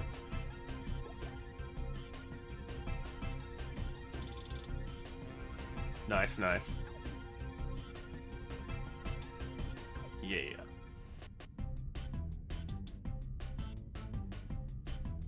It was like a bit further, like over here.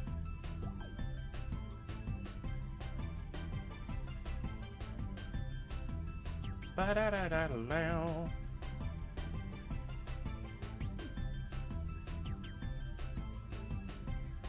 I guess these can be like reactors or something.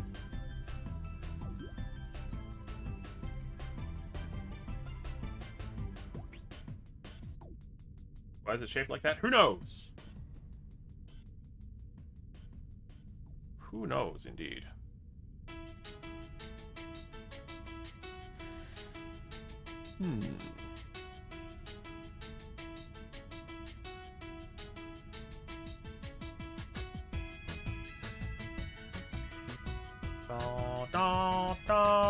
Oh no, I'm late for school! That's what it sounds like. Is this part the exterior or an interior room? This is the exterior. This is the front view. This is where we are now in the bridge. And we got like let me see my list actually. Yeah, we got the bridge and then the flag bridge or conference room, the flight ops area, and then this level right here is the galley. Yeah, I kind of like it with the two window bits there. Let's just fix that up real quick. Yeah, like that, like that. I dig it. Thank you.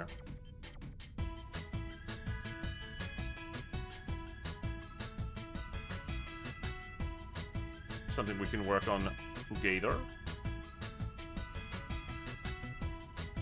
Alright, the little door has to go here. The service door.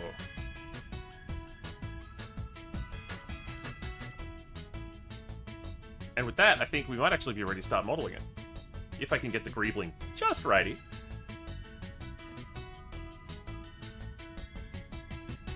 It's much harder to apply greebling once it's already modeled.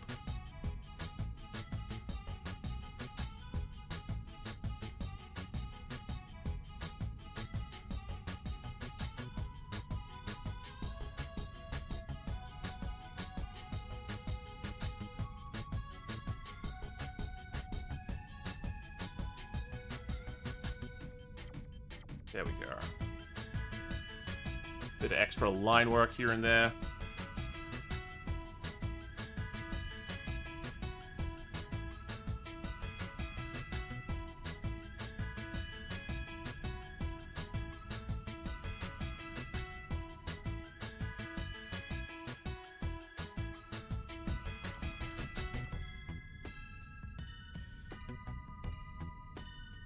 A standard sheet of metal. How efficient of you to come up with the blueprints for your ship and get to be fixing it up in the docking station. Well, they need blueprints to go on, right? And I never got any when I bought the ship. When I got the ship, it didn't come with an instruction manual or anything. Very convenient, though, you're right. Fortuitous.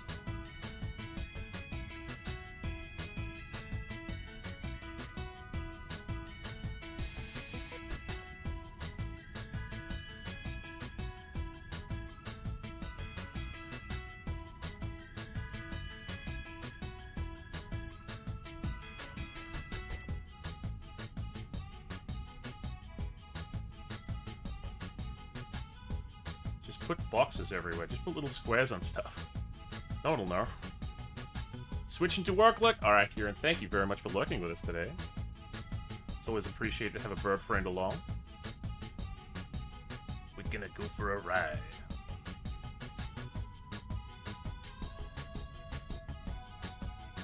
That's reasonably detailed, right? Or unreasonably. That might take us to the threshold of actually being able to start making it.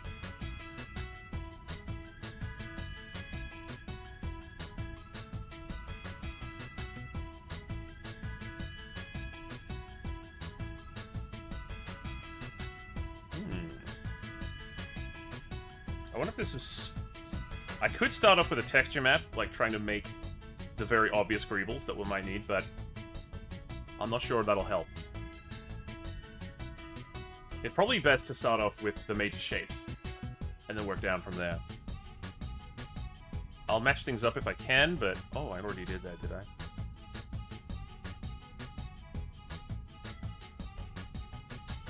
Okay. I might take a quick BRB, because I haven't had my bio break yet. When I get back, though, hopefully we can jump into Blendy and start actually meshing out some stuff. I'll see you guys in a minute.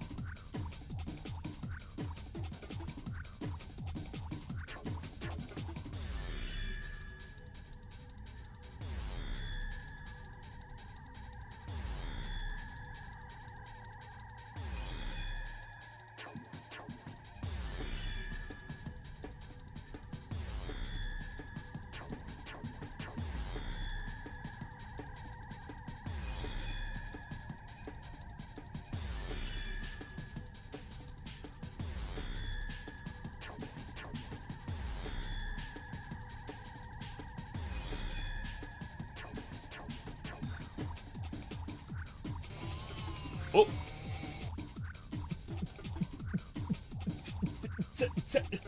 Ooh! Let's go. Why am I getting Z fighting?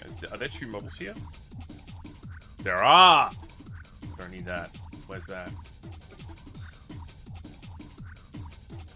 Okay. There we go.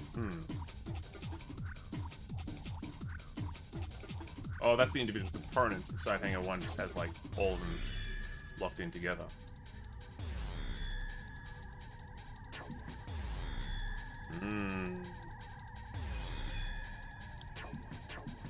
I got hard ops, box cutter, which is what I've been kind of using for this. Box. What is that? Chip polishing. Oh, wait. Into.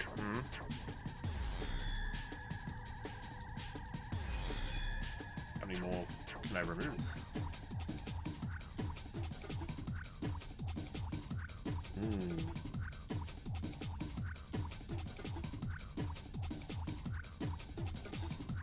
It's kind of weird seeing it in Blender. Whoa, why is it red?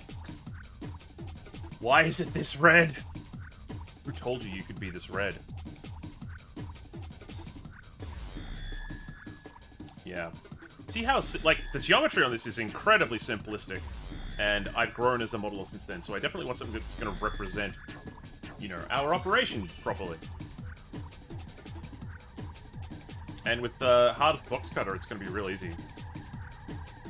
Hopefully.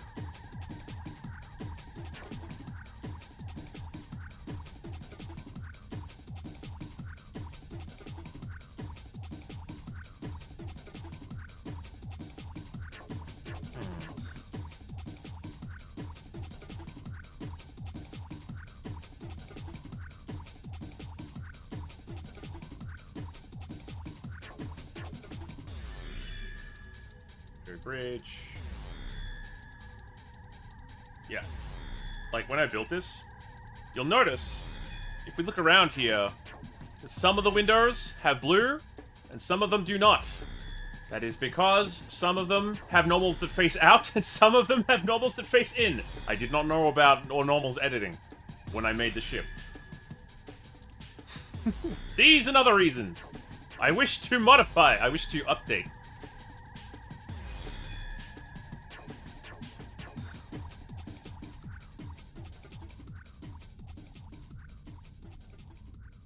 Righty Durkey. I'll probably get rid of these.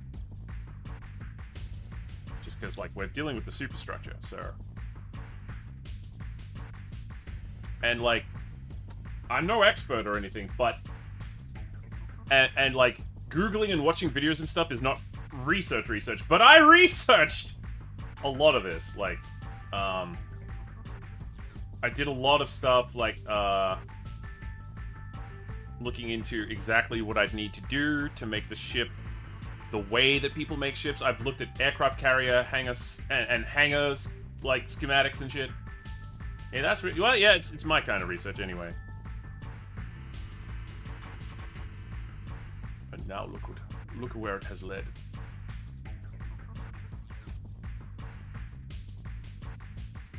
Give it a shot.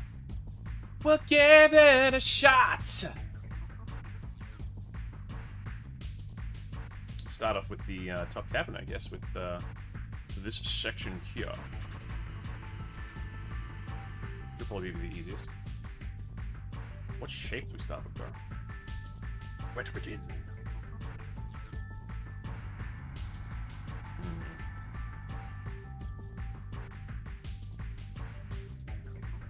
It's gonna look very different, but I hope it still has the charm that you guys have come to expect from it.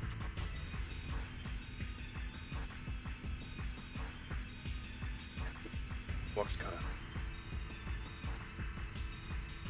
Come to think of it, can I even have this stuff here and make that?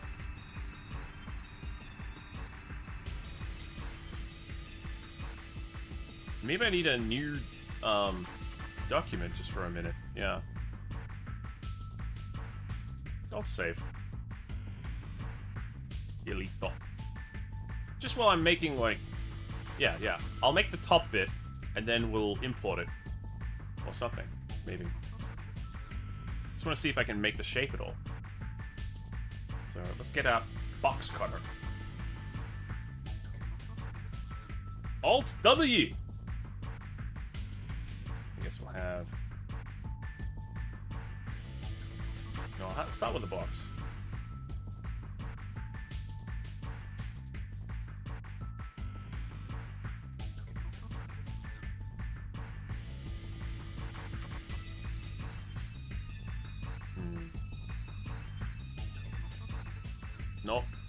No, I'm gonna go back to the other one now. Oops.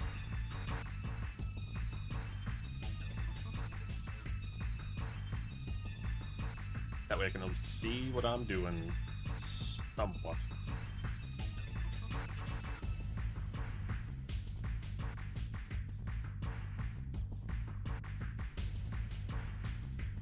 Oh, why does it hurt?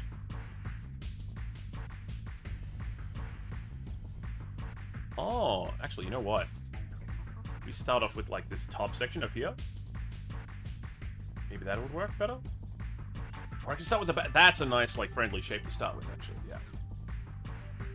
And this elevator shaft, and this elevator can just go.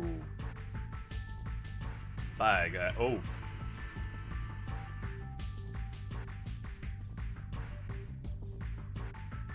To think I was ever this bad at this. You gotta start from somewhere, though.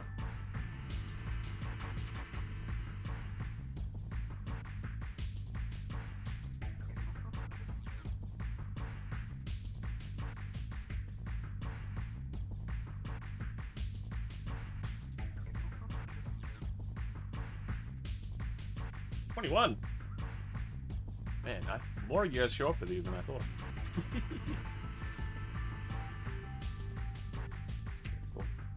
Careful. Oh! Careful. Careful. Oh!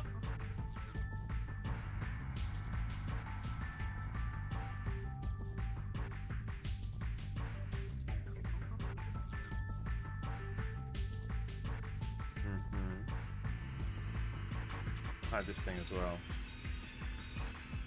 Yes. Did a lot of these when I was just experimenting. Now we've actually got, like, outcomes involved.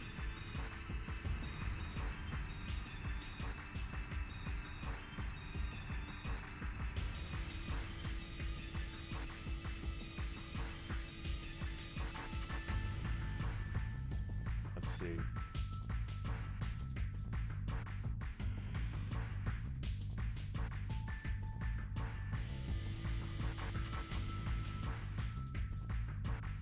You ever look at something and think, what the hell was I thinking when I made this?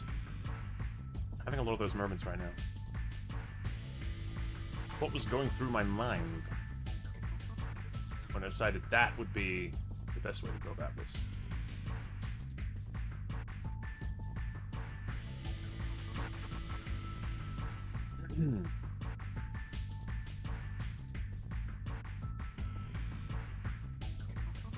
Some profits if it saved me.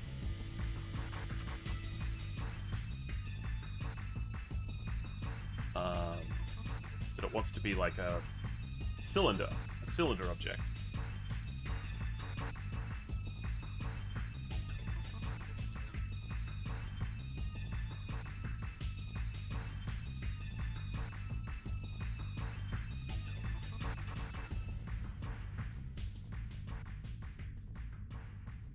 There.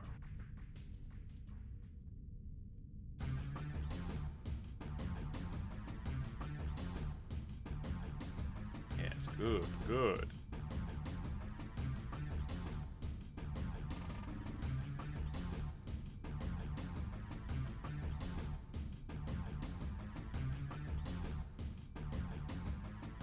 Oh. Bigger. Maybe not quite that long.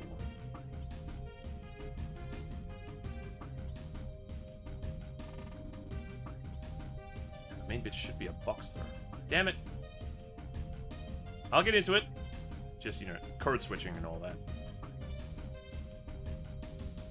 I think that's one of the things that as a neurodivergent creator, I have the most trouble with is moving from one medium to another. So I like to arrange all my tasks in the medium, and then if I have to move to another one, I like to move and spend a lot of time there. I don't like jumping back and forth if I can avoid it, unless I've built up a habit of doing that.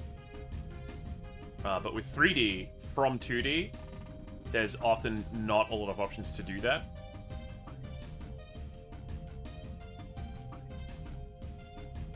Yeah, box. It's a bit more troublesome than that, unfortunately, a lot of the time.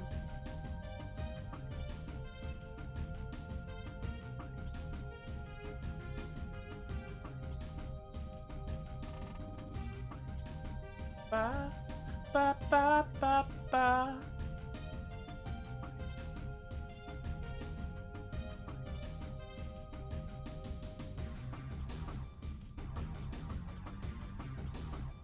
Ooh.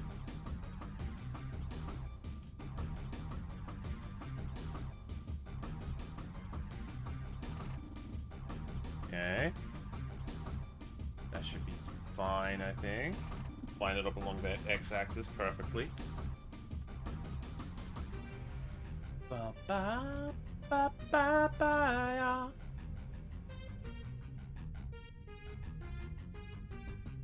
I'm gonna put an edge loop in there, I think. About here.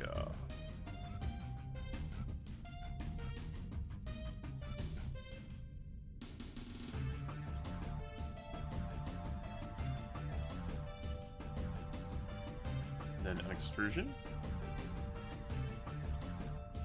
It's a nice fact that, like, as we make this structure, I can actually rely on it. Like, I can just build the structure as, like, I don't have to build it hollow, I guess is what I mean. I had to, like, build one shape and then hollow it out to make it originally. It's much easier with this group of tools.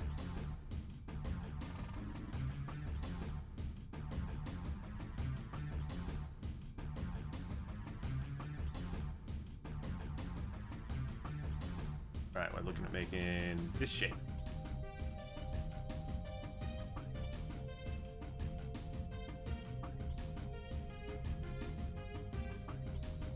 So I guess a bevel is probably in order.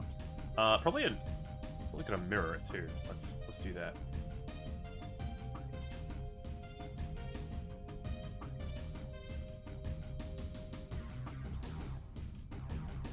Add a mirror.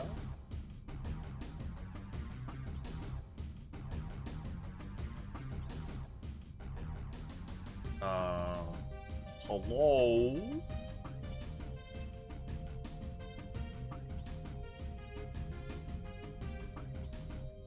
Oh. Ah, there we go.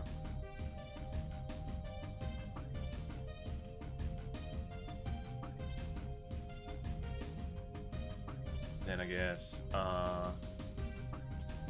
beveling. Oh, that's not beveling.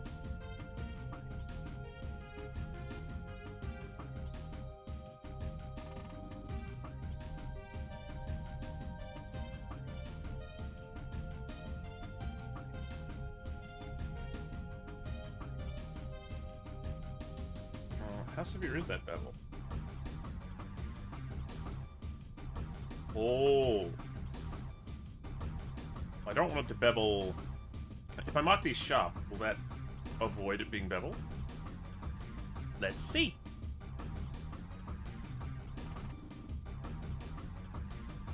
And these ones as well. Just in case.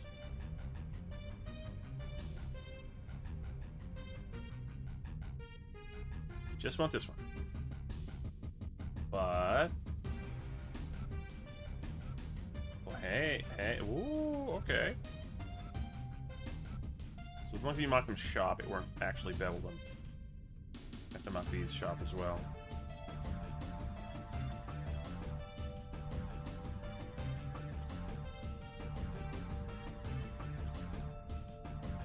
Leave all the sharp edges alone.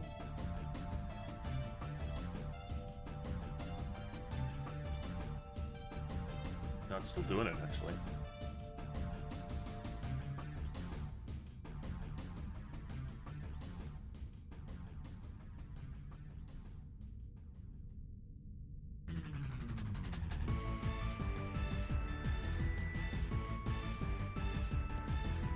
I can fix these bits.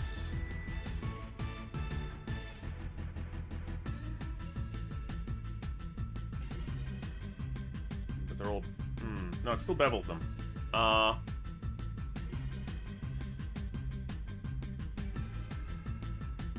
Just take this down.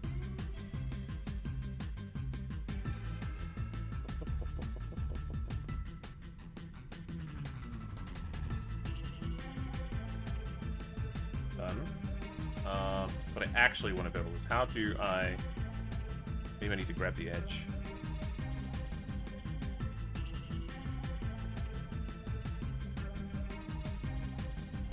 Bevel, there we go.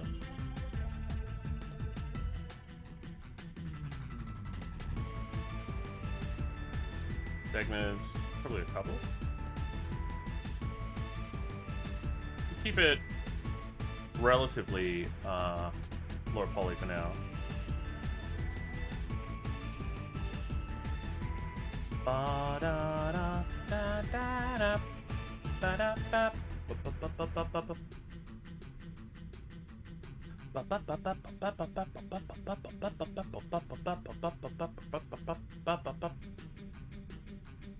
I think I was going to pull this top section back, but I think we'll pull this section forward a little bit to resemble our overall like shape here.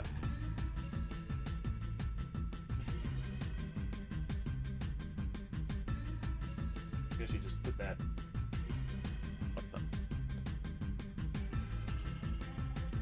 Maybe I should just put that in the corner so you guys can see.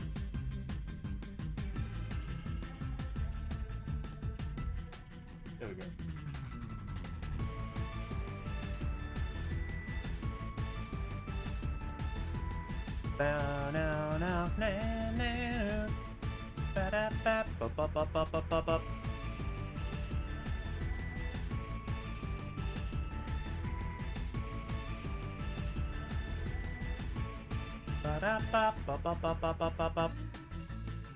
Oh, you know what I should have done before I did that is put another edge loop. And I think that, yeah, if I'm reading this correctly, this edge loop happens right before this station. Like this little computer station here. I think the whole thing probably needs to be a little wider if that's already sticking out of the side there.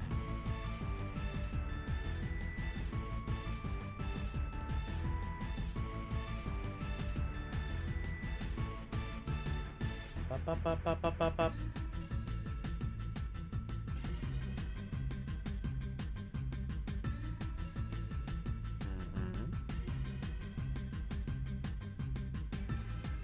This is getting meta.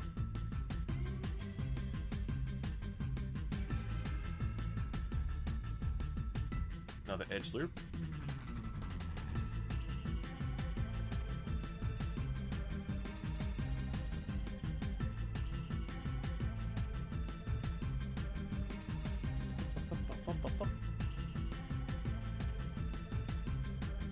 Oh, I ended up with an end gun, huh? Well, that happened. I didn't want an end gun.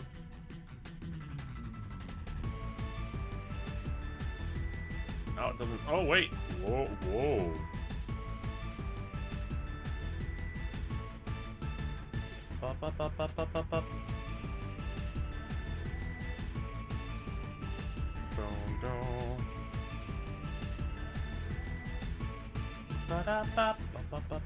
Up.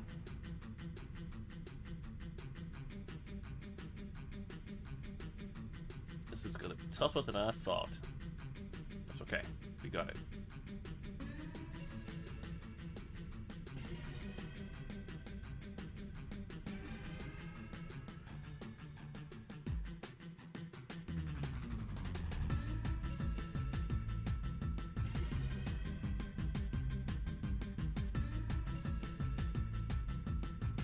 I need to extrude this whole set back here as well. Probably.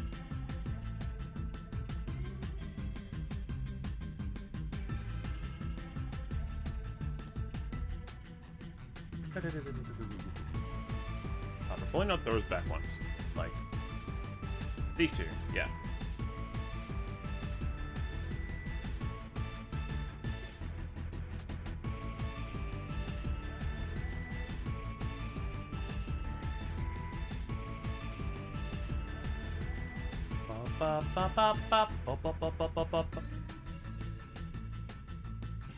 Now we can do this middle one. Middle cut. Yeah. And you lot can move back this way, I think.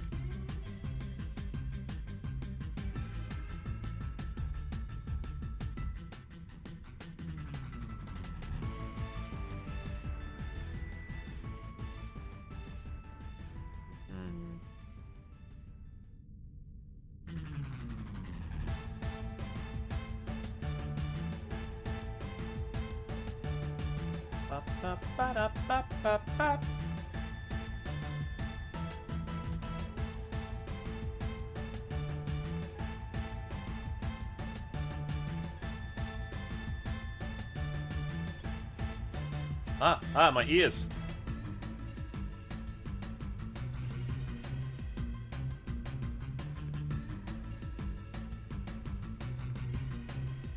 Anybody else get that?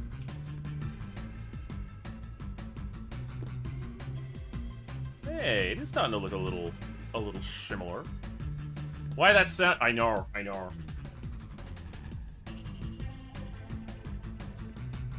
calling out to all the dogs in the neighborhood.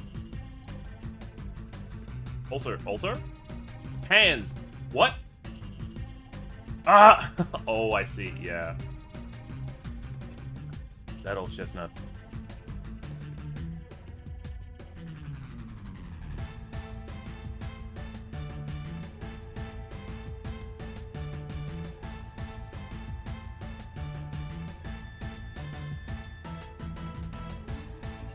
Can I, like, draw on this to prevent it from becoming an end gun? 'Cause it really shouldn't be. Ah! Yeah. Not a fan of that.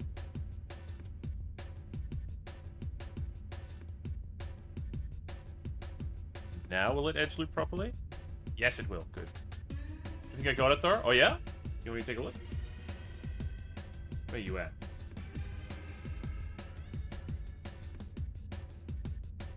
I know you probably got it, though. Suppose I was doing felt really stiff, so I was like, hey, let's put your hand on their hips. Regret. Oh, yeah. Hands can be tricky. Hands coming in contact with stuff is also, like, another magnitude of tricky. Yeah, no pressure. Happy, just co-working.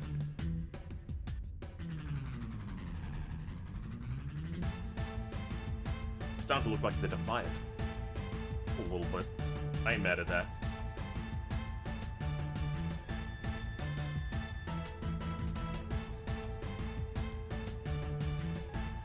See if I can sub it properly along there.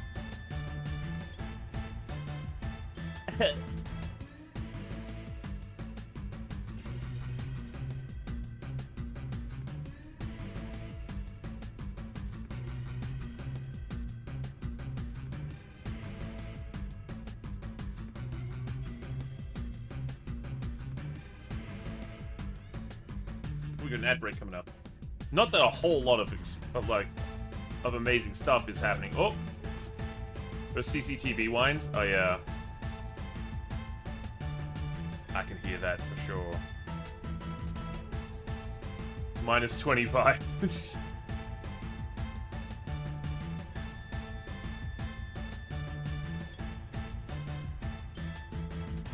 that a whistle? Boy, it really sucks.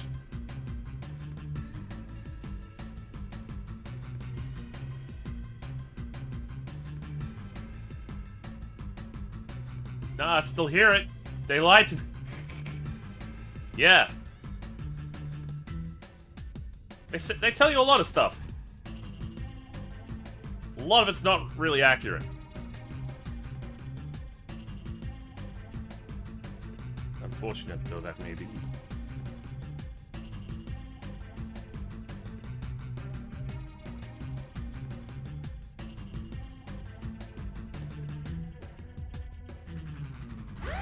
Oh!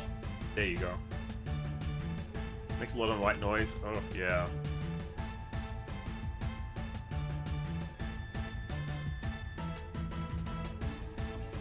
I remember vividly being like, a little kid and going, the phone's ringing indoors. And everyone was like, no, it isn't. You can't hear the phone from out here, you freak. It's like, well, okay, but it's ringing. They went inside. It was ringing.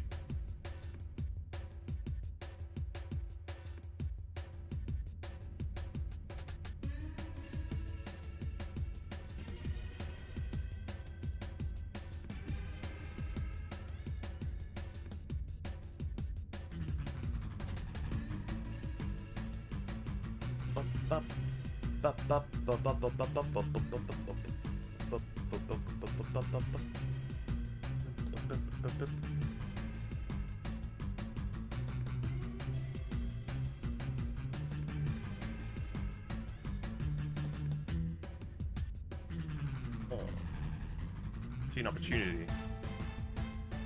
If I bring this back. Oh wait, I just wanted.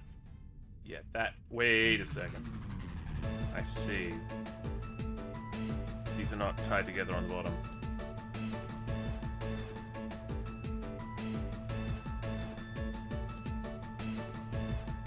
End guns.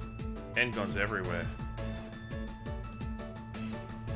Why? Oh wait, yeah, that's not real mesh.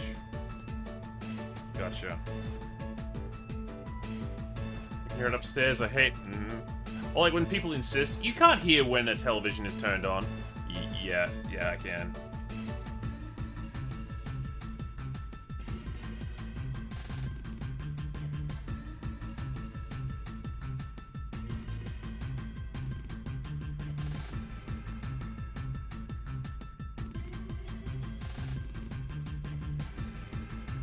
There we go. Handshakes, comrade.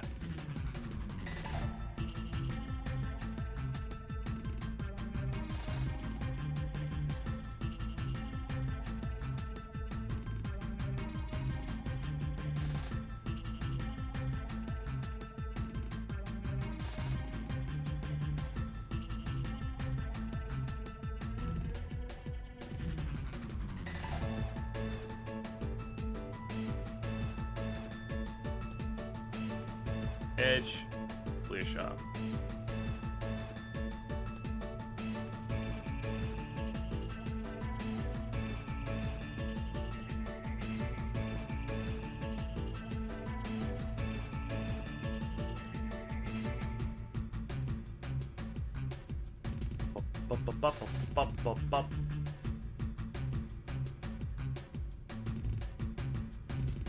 It probably will have to be a bit wider than I expected. Just to accommodate, like, because I look at the illustration, it doesn't actually extend that structure or the existing structure, and that's what we kind of want.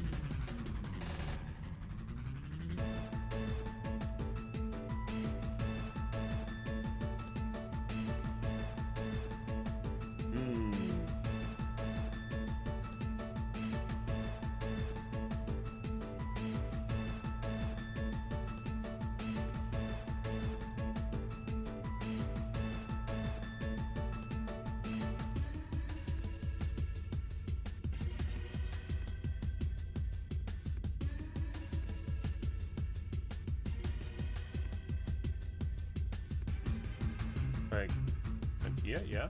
Oh, like that. I'm gonna get that structure up the top there.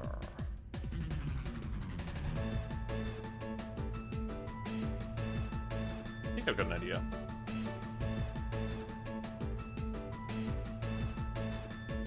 Just hide this for a minute though.